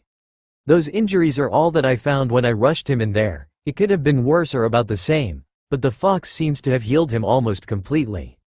The fox even sped up his blood-making process that he is in no danger anymore due to his rather severe blood loss. Even the E. coli and cellulitis traces completely disappeared, though he probably won't wake up for a while due to the healing process and severe chakra exhaustion. I have to say the fox probably rushed the job, and he'll be sore when he gets up. The amount of chakra the fox put out was unreal. It healed him fast, but made him incredibly tired. After a moment of silence, besides Jiraiya's silent tears, and praise to Kami for healing his godson from fatal injuries, Jiraiya asked if he could see his godson. The doctor nodded before opening up the door. Osumu was afraid to go in for fear of Fu and told the doctor that he was going to check on her, and the doctor said he was going to come as well so he could check the girls for any injuries in case they wake up, and because he wanted to try Fu's delicious cooking again. Jiraiya was left with his completely fine-looking godson in his underwear with a blanket on top. He started to cry loudly this time and promised himself and Naruto that he was going to make it up to him. He stood there for what felt like forever, but finally did leave when Dr. Fujimaki came by to let him know that the food was ready. Before he left the room, He looked one last time at his godson before closing the doors, never suspecting a different conversation was eventually going happening in Naruto's mind, or the changes that were going to happen slowly over the next few days. Naruto woke up crying. He felt like a failure for not protecting or really getting to know his new friends that he had left. After a few minutes he decided to get up and see where he was, and what he saw confused his mind greatly. He was fine and had no injuries, and he looked to be in some kind of sewer. Exploring a lot of Konoha's sewer system before he knew he wasn't in there. There was little light, and pipes running all over the place. Young Naruto couldn't figure out which direction to go but decided to go forward since there was light in that direction. He came upon a big cage and inside he heard movement. He didn't have to wait long as a giant nine-tailed red fox came upon him. He started shaking a little in fear, but before he could ask what's what, the fox spoke. "So here's my jailer coming for a chat. I'm happy you're up finally. It's been 8 days before a form of consciousness was in you that allowed this link. How do you feel?" Taken off guard a little by a giant fucking fox asking him how he felt, he decided to answer. "Fine," Naruto replied, before staring at the fox in curiosity. The fox just burst out laughing, before saying, "You won't be fine when you wake up. Hell, the amount of injuries you sustained cost me a lot of chakra to heal. You'll be stiff and sore for a while. Though I have to applaud you for protecting your vixens." Naruto may not have been taught much, but that didn't mean he didn't have a vocabulary. Growing up on the streets he picked up a lot of words, and even secretly listened in to some of the lessons taught at the orphanage to other kids. He knew basic numbers and many words, but didn't know how to read or write, but he never heard the word vixens before, so he asked, and only got more laughter from the fox before said fox explained vixen meaning mate. Though the fox did face palm when Naruto asked what mate meant, all the while wondering why stupid humans would make another human stupider. Though did laugh when after the explanation Naruto turned completely red. "I can tell he's going to be a dense one. I may have some fun with this yet," the fox mused to himself. Naruto, wanting to quiet the idle chatter, finally asked the question that was bothering him. "What are you doing here and where is here? And didn't the Yondaime Hokage kill you?" asked Naruto, not liking where he was. The fox sighed before answering. "That blasted fourth Hokage sealed me in here, and where here is Kit, is you. Where in your mindscape?" Naruto was floored. He couldn't believe that his hero the Yondaime sealed the fox into him. Now all those comments his tormentors made a bunch of sense. "I really am a demon," he said to himself, but the fox heard him with his sharp hearing and burst out laughing. "Ha ha ha ha ha ha ha ha ha. That's a good one, Kit, you a demon. Ha ha ha ha ha ha ha ha ha." This did nothing more than to make the 6-year-old Naruto scowl. "What do you know, you fox?" he said with pain evident. The fox sighed as he saw Naruto start to tear up again. The fox sighed again before explaining, "Kit, don't be like the other ignorant ones. When you look into this cage, do you see yourself?" Naruto shook his head. "What do you see?" Naruto thought for a moment before replying with a foxy grin, something that told even the great Kyuubi no Yoko to be on guard. "I see an overgrown furball." The fox's left eye was twitching and he had to silently give the Gaki this one, but revenge was swift. "That right, you're an ignorant human. That's denser than Kiri's fog." Hearing Naruto yell, "Hey!" this only served to make the fox chuckle before continuing. "You are my jailer and nothing more. A human in body, heart, and mind, but a human sacrifice, a Jinchuriki." "Jinchuko?" asked Naruto, interrupting to the annoyance of the fox. "No, you stupid human. A Jinchuriki, a human sacrifice. You are the container of a demon but are not the demon themselves. You are cup and I am the tea. Now I'm tired and would like to go to bed. Since if you die, I die. Keeping you alive and then healing you for 8.5 days was a tiring affair and I would like to sleep. Now before I go I would like to explain some things to you. First, tell no one I spoke to you." Seeing that Naruto was about to interrupt him again, he continued swiftly. "I want to see what's going on before I reveal some stuff to you that matters. Second, there are 2 pretty little girls who would be happy to see you're awake." This brought a smile to Naruto's whiskered face that had the fox chuckle darkly in his head for the shit he was going to give his container later. "I set up a link with you so we can talk mentally, so you don't have to talk with your mouth, just your mind, and lastly I will explain many things to you, Kit, but first I hope you like your body's changes." What? Screamed Naruto, trying to get a word in to figure out what the fox was saying, but was blown out of his mind by a huge gust of wind by the fox with a, "Bye kid, remember what I said." Seconds later Naruto was outside of mind but the fox was still musing. He tells anyone that we spoke, I won't help him, but he doesn't then I'll see. Besides the kid looks just like my second worst nightmare, though I hated what happened. He's so much like Kushina and Mito if I might add. Things are going to be different around here. I just hope they're for the best. Now it's time to get some sleep. I'll talk to Chome again later. That's all for now. If you enjoy this video, then please like, share and do comments.